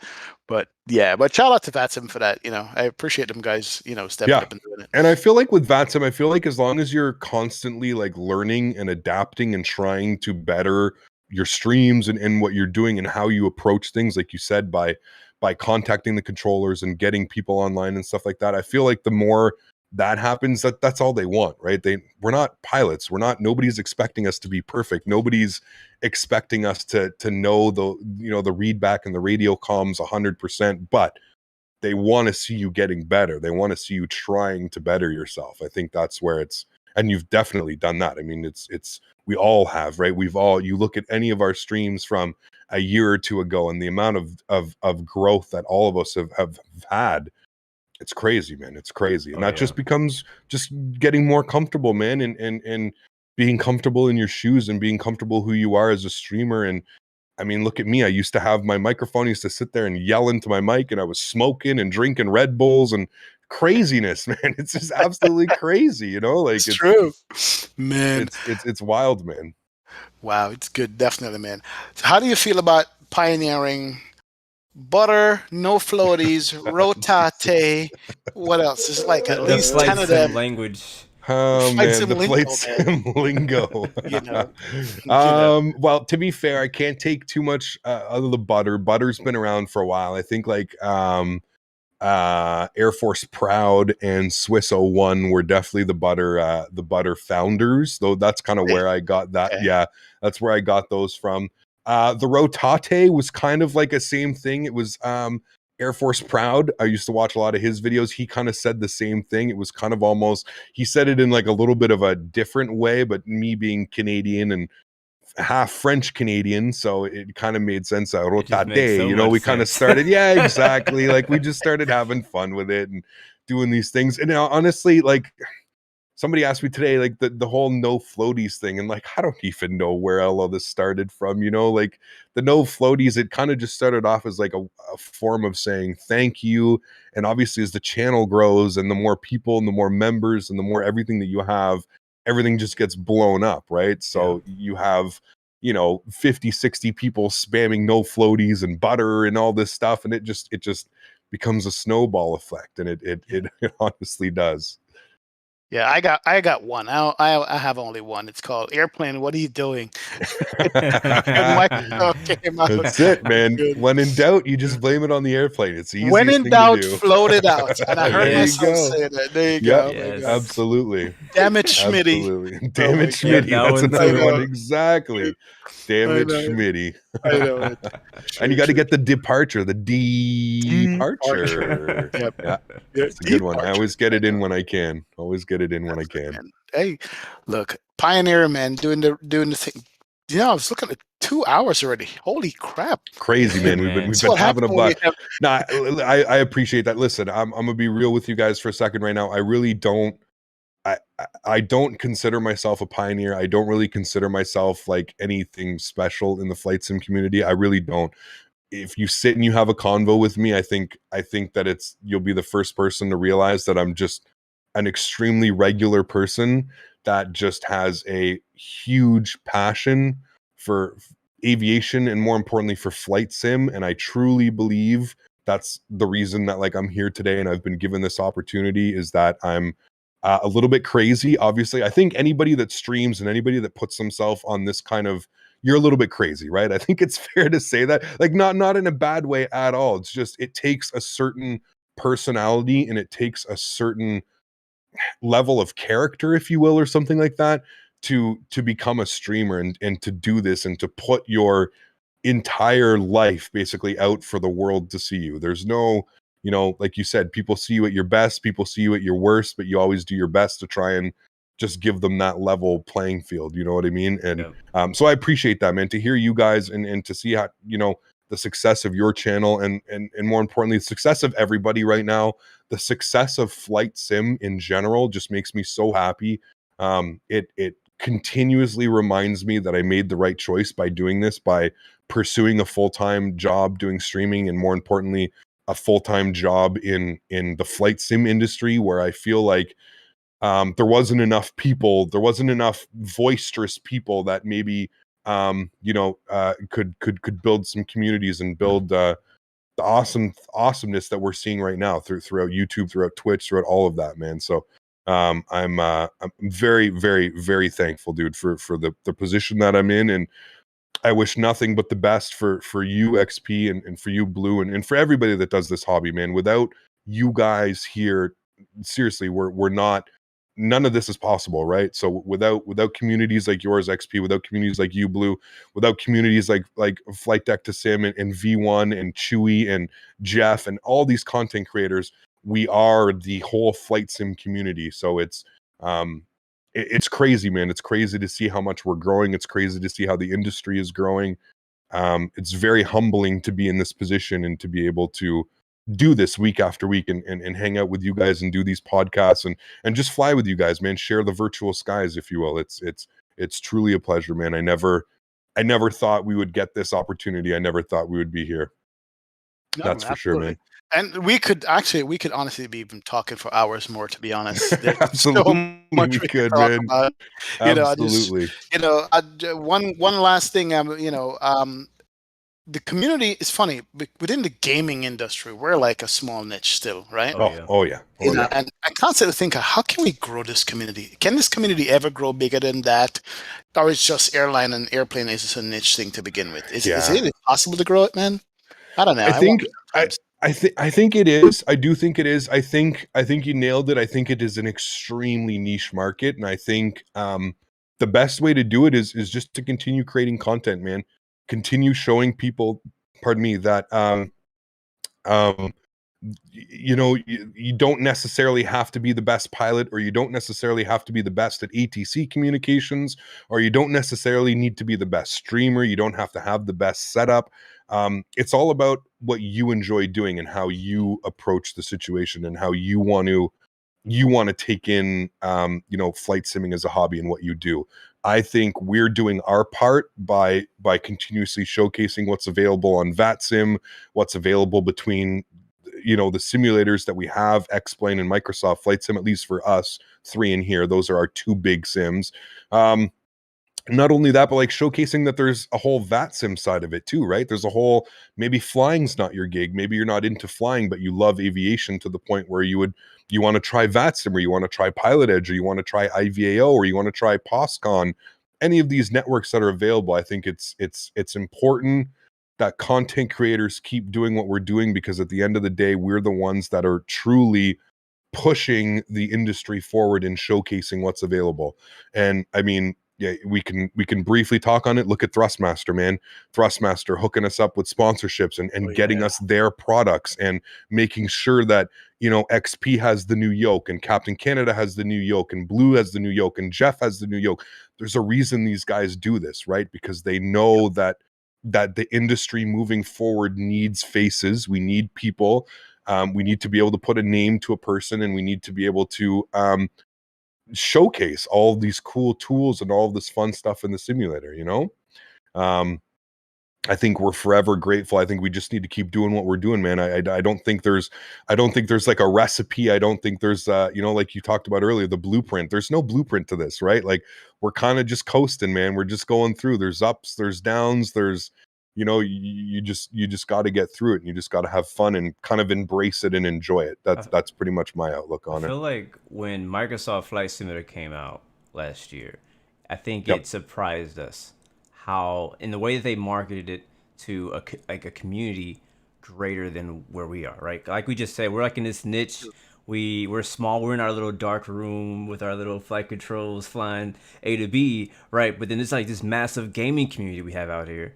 And it's like we're not reaching them. And I get it. Again, we're just a small niche. But when Microsoft dropped, we, for the first time, were let out of our little room, right? And we're now, for us streamers, we're broadcasting to people who never seen a flight sim before, never even had an interest. I had friends texting me that they saw at the Xbox show, Microsoft Flight Sim, and they actually wanted to try it. And they don't like planes at all. And so that was like the first time I've seen, since I've been a part of the flight sim community, that we've actually been able to kind of peek outside of our niche. And so kind of went back to what XP was saying, is like, is it possible? It was proven just then that it's possible to kind of like get there, but like, is it possible to do that again on like in any other way? You know what I'm saying? Like, that's I'm kind of curious. I feel you, man. You said one thing with the hardware manufacturers coming on board.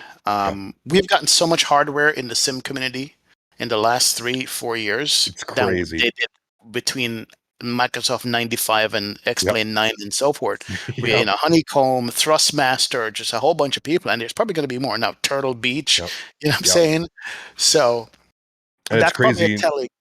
Yeah. No, sorry to cut you off. No, you're 100% right. And I think, getting back to what Blue was saying, I think that there's no advertising when it comes to flight sim, right? And I think that's kind of where we're doing our part as content creators and stuff like that. And there's no advertising, right? You're not watching the TV on the commercial. Maybe Microsoft has pushed Microsoft Flight Simulator. Maybe there are some TV commercials about it, but like for X-Plane and stuff like that, like there's no, the only way you truly learn about these products is through content creators, through streamers, through people who make content and share their love and their passion for flight sims. And I think what we're starting to see now is we're really starting to see the industry realize that.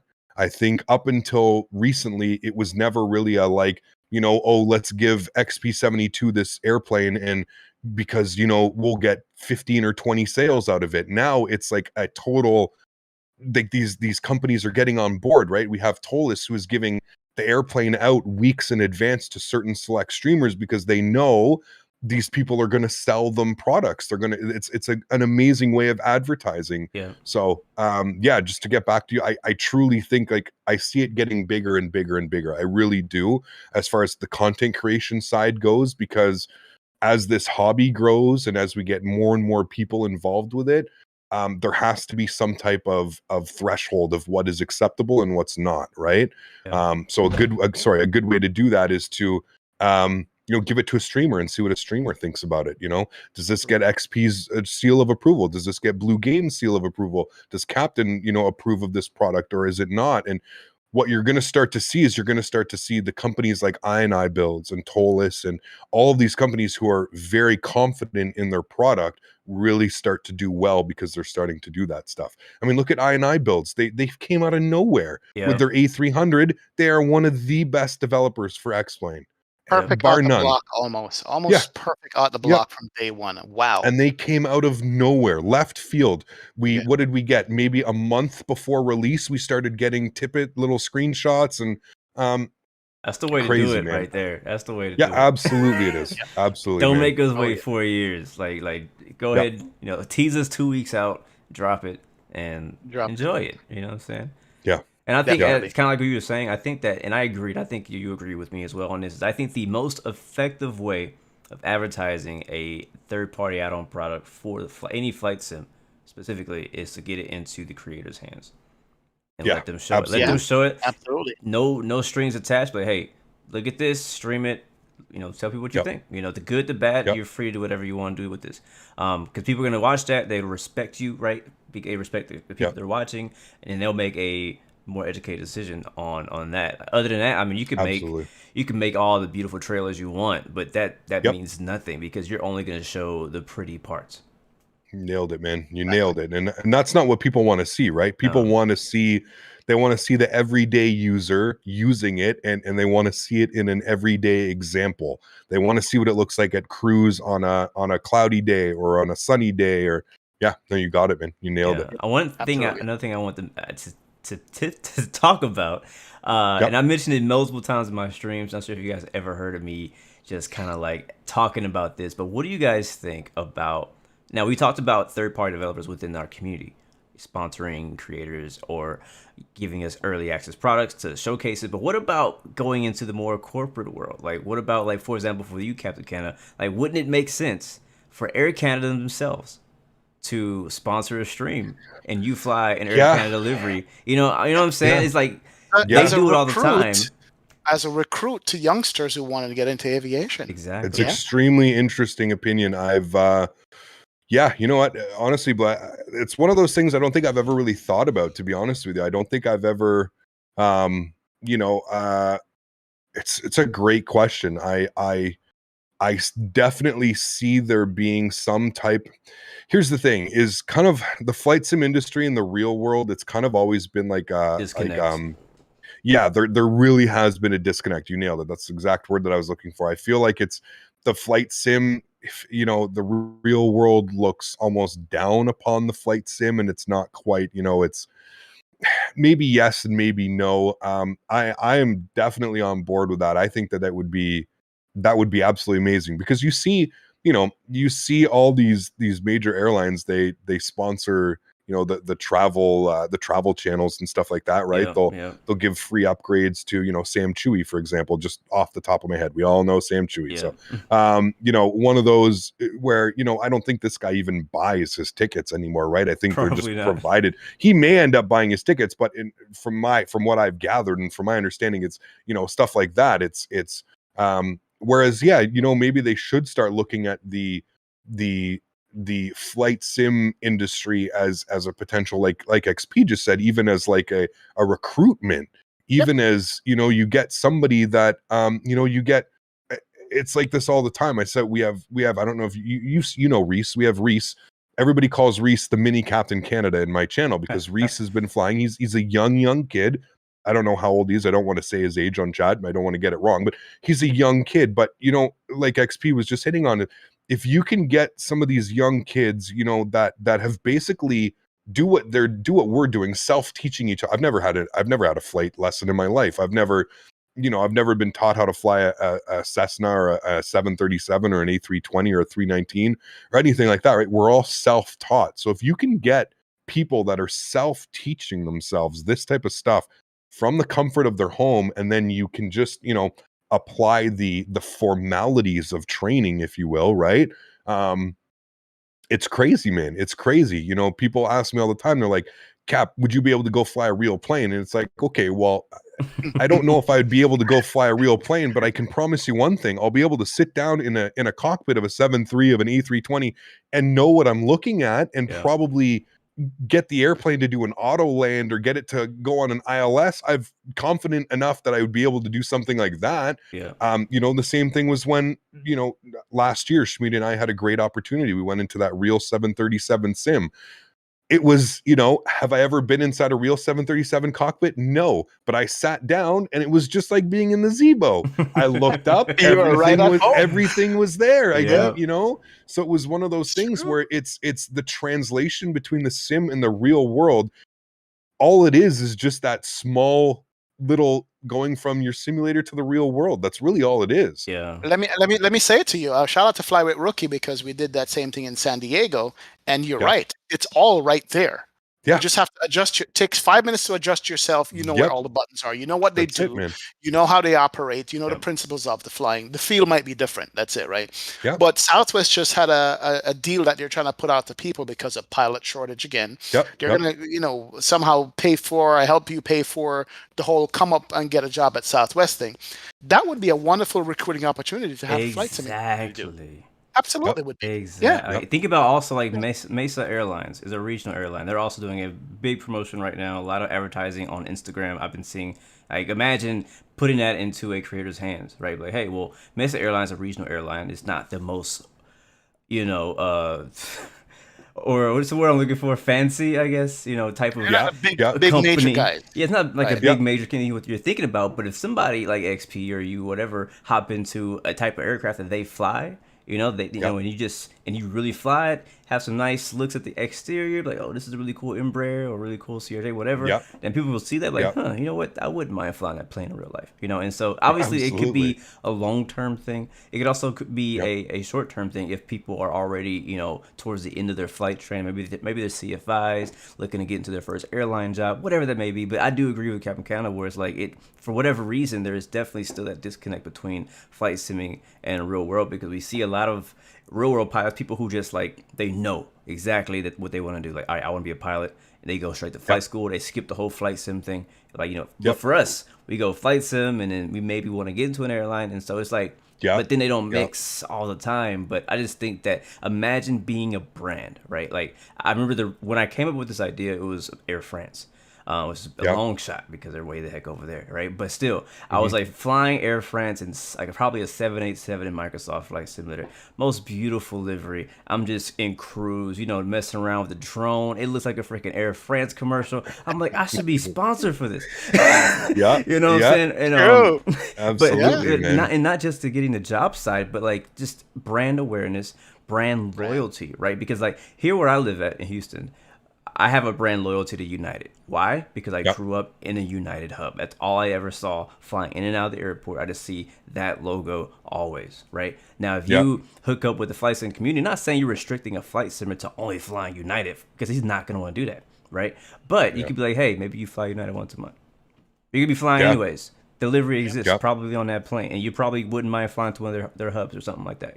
For another example, United just released all their 2020 long haul hubs, right? And so that could be, just for promotional stuff. I think it could definitely be beneficial to them. Even though we seem to be like in a small niche, I think it could be beneficial. Yeah, absolutely. I think any type of awareness, I think, would be, and that's where I think maybe that's where obviously there's fine lines that need to be drawn, right? Because United doesn't want to, for an example, they're not going to want to support somebody landing with no stream. gear. Exactly. No, don't crash your not airplane. Only that, but like that's what I'm more so getting at. Is more like they don't want somebody crashing the plane and then oh boy, yeah.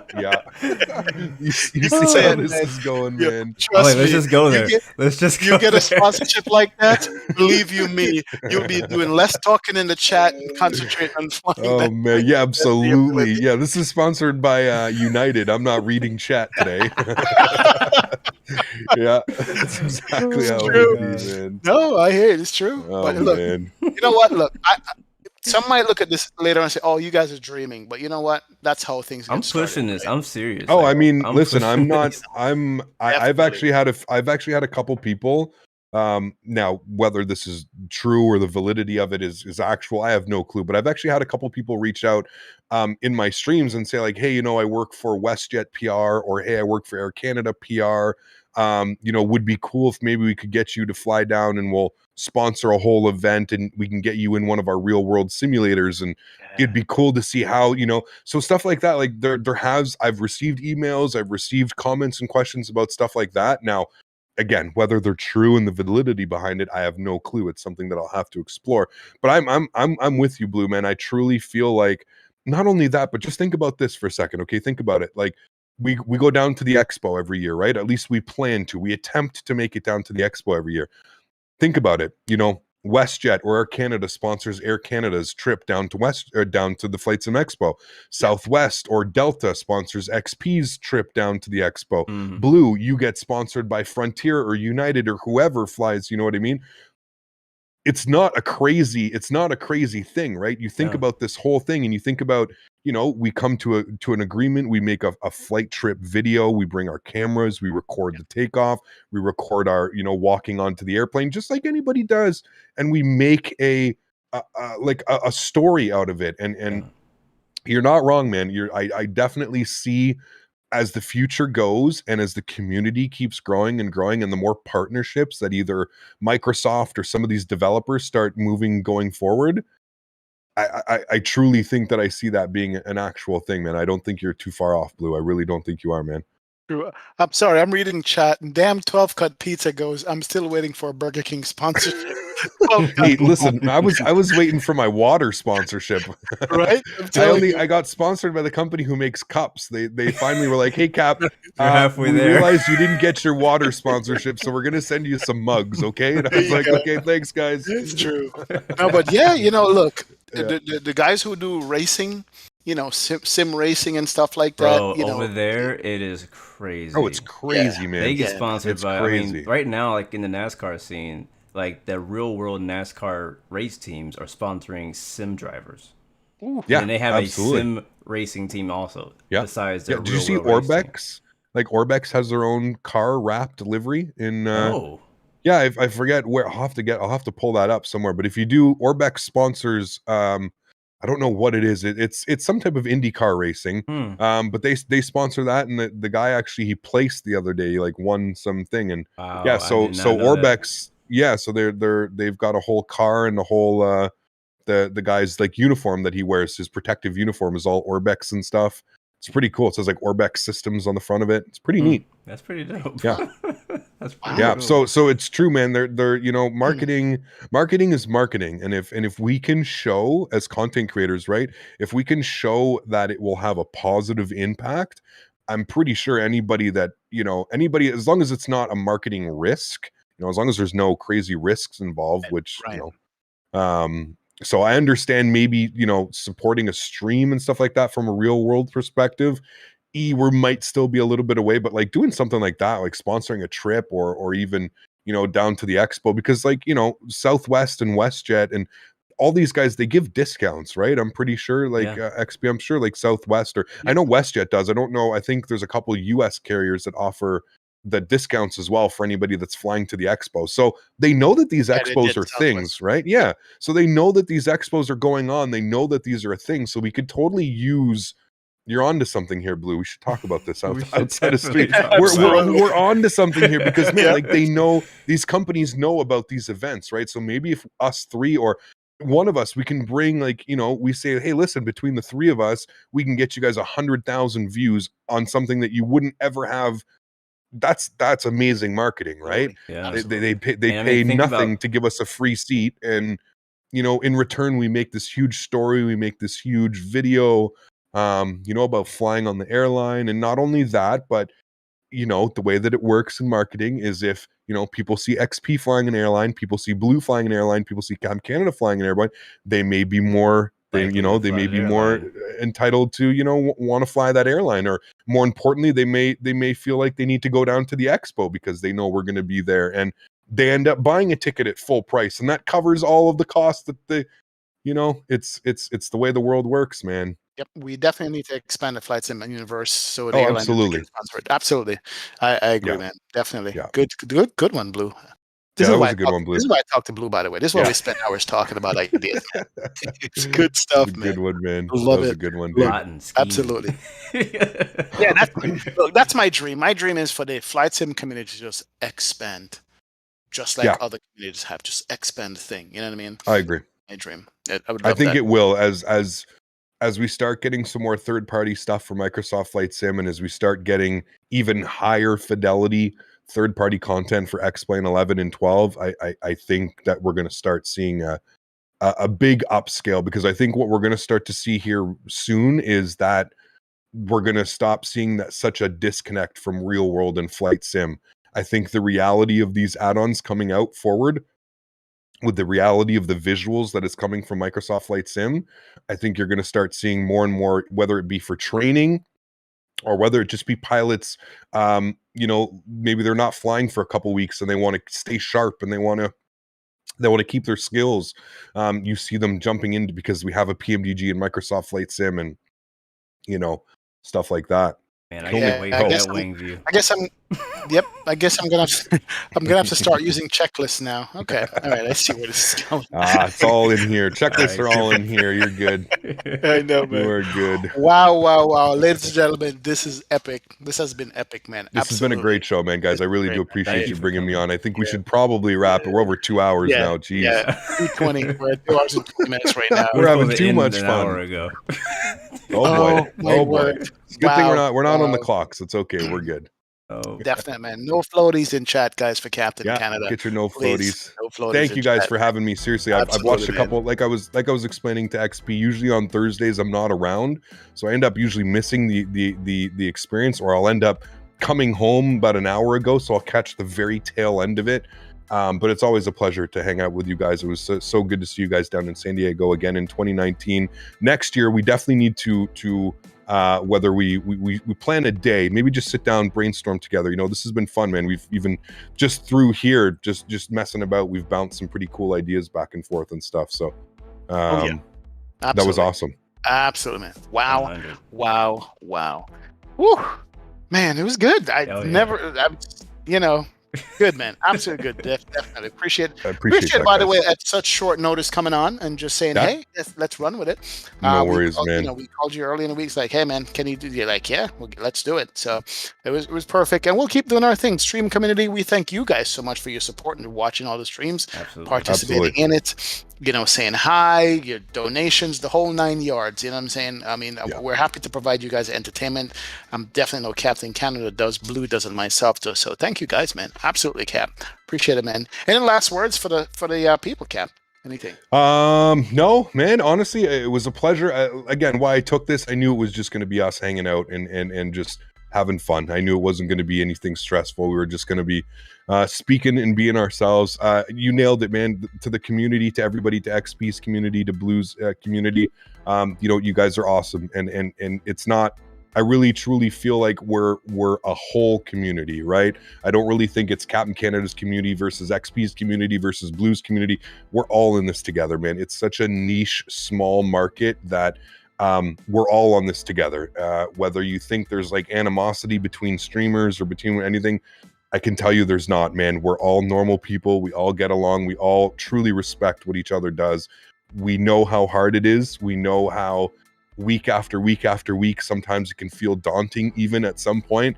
But like XP just said, man, we're here because we love it. We're here because we respect the flight sim community, and we respect flight sim so much that we want to share our passion to it. So I can't thank you guys enough for everybody that watches my stream and watches these guys' stream and watches everybody, man. You guys are the best, and we really do appreciate you guys. And I hope we can continue to build this community into something even bigger than it is right now. I think that would be crazy. Awesome. Awesome. That's it. I ain't got nothing to add. He said it all. He said it all. Well, guys, thank y'all so much for coming through again for another episode. Episode 13. Can you believe it? Wow. But we're gonna keep it going. Crazy, man. We're gonna keep it going. Yep. We'll see you guys next week. Remember, you have 3 choices: give up, give in, give it all you got. Peace, love, and God bless you. We will see you guys next time. Next experience. Out. Take care, guys. Thanks for tuning in. Oh yeah. Yep. And slide the outro. Bam. There you go.